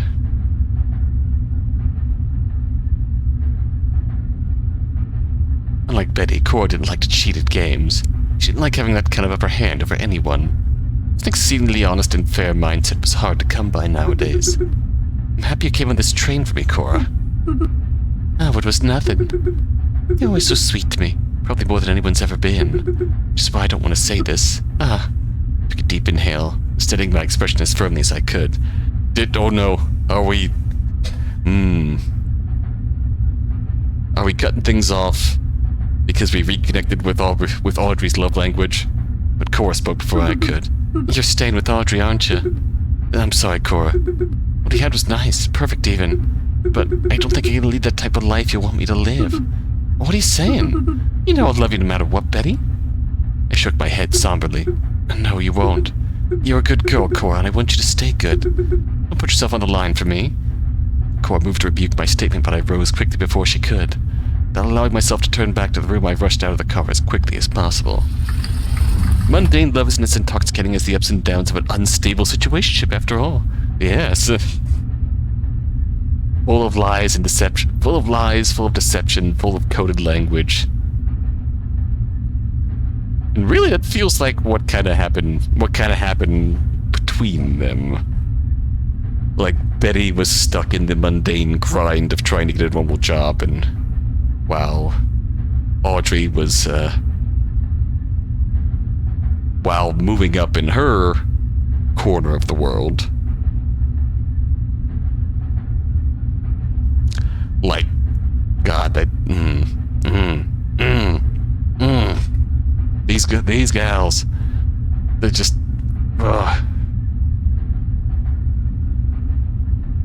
bonding over the instability and the coded language, the thrills, the highs and lows. The lies, the deception, the games.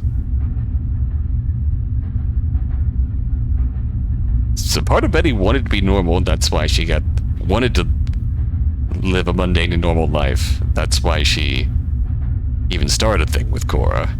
But when we start cheating, we start reconnecting with that toxic situationship. Though part of the fun of poker was winning, the thrill of unraveling each other's bluffs was a pleasure that couldn't be found anywhere else.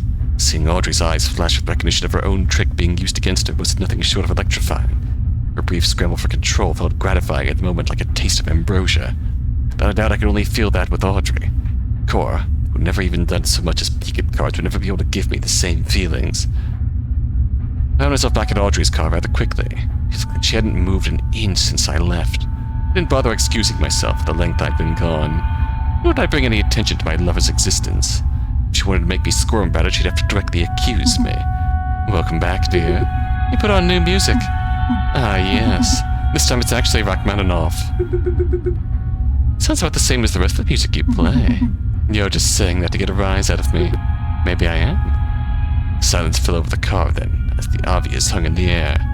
Aubrey's gaze lingered outside the window, suddenly unwilling to maintain eye contact. Well, it was strange seeing her so out of sorts. I don't think I've ever managed to get her off her guard like this. Her face was unexpectedly cute in this light. Must really have thought there was a chance I'd leave her for real. And you've got no ear for music, you know. I hadn't claimed to. Amazed you even know how to read. Couldn't help but reel from her sudden aggressiveness. Now who's got the temper?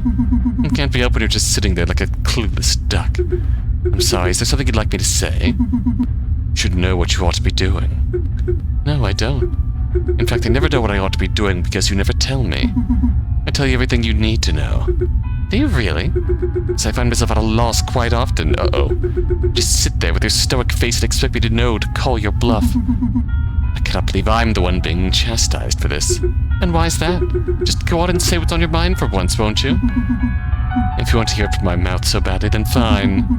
I've known about that affair you've been seeking with that woman. Well, that cat's out of the bag, and I've known about it from the very beginning.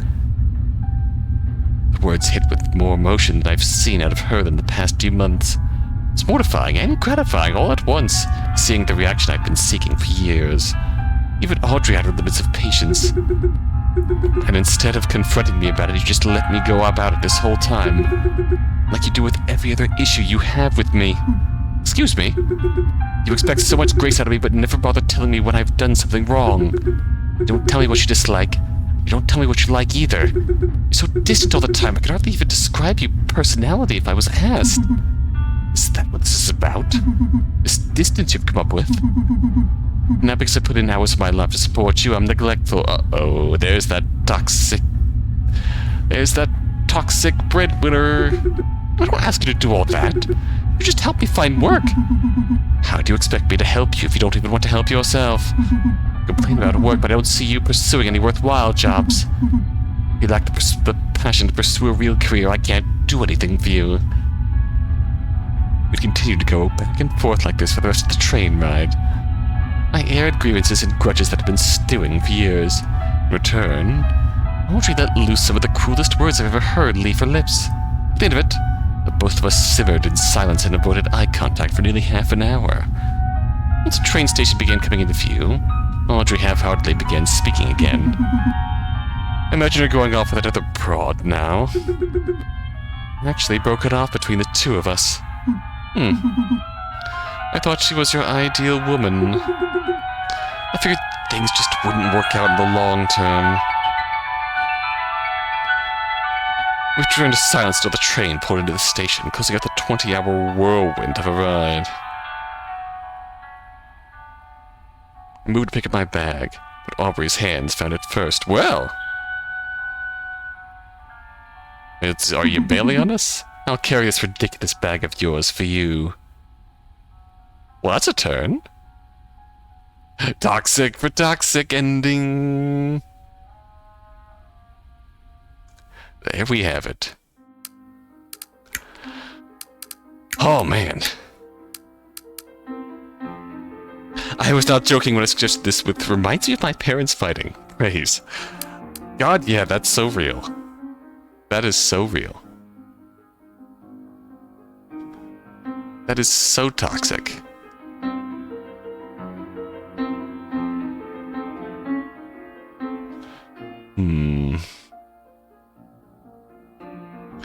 Now, what are we going on here? Yeah, it's a good pair to leave it at. It's an Offsuit Pair to leave it at. Yeah, I agree. I was gonna say might try and cover the rest of the endings off stream, but very, very good call. It's a very good point to end on. And it is... What do we have here?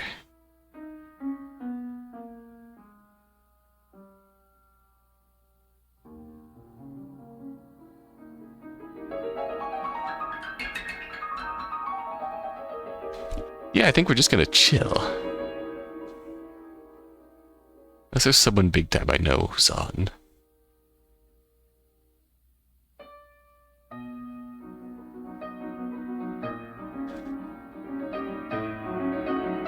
Ah, yeah. We're gonna chill. Well, that's just the luggage is a metaphor for Jesus Christ. Ladies, look at all the luggage. Look at all that damn luggage. My God. So much luggage hanging around here.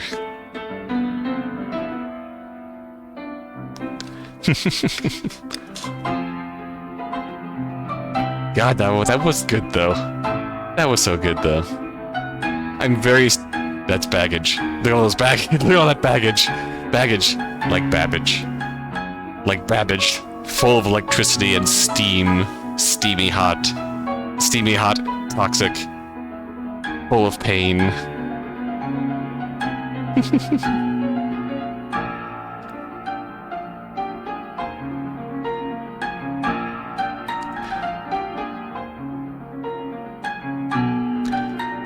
My God, yeah. Steamy hot. Full of pain.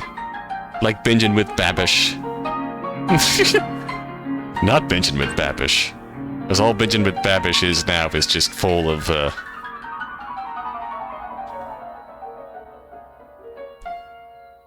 full of Babish goes to, Babish does, fast food content slop. Fast food content slop Babish does now, and it's a shame. But alas. And I think... Oh no, I haven't kept with Babish in years. Oh God, what happened?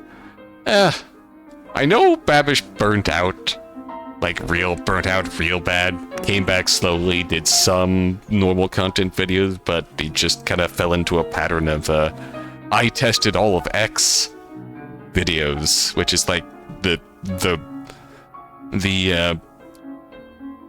cooking YouTuber to content farm pipeline. Like, I tested all of X spicy fast food. I ate every Kit Kat. Where's a backwards hat? No, oh fuck. I did not know about that.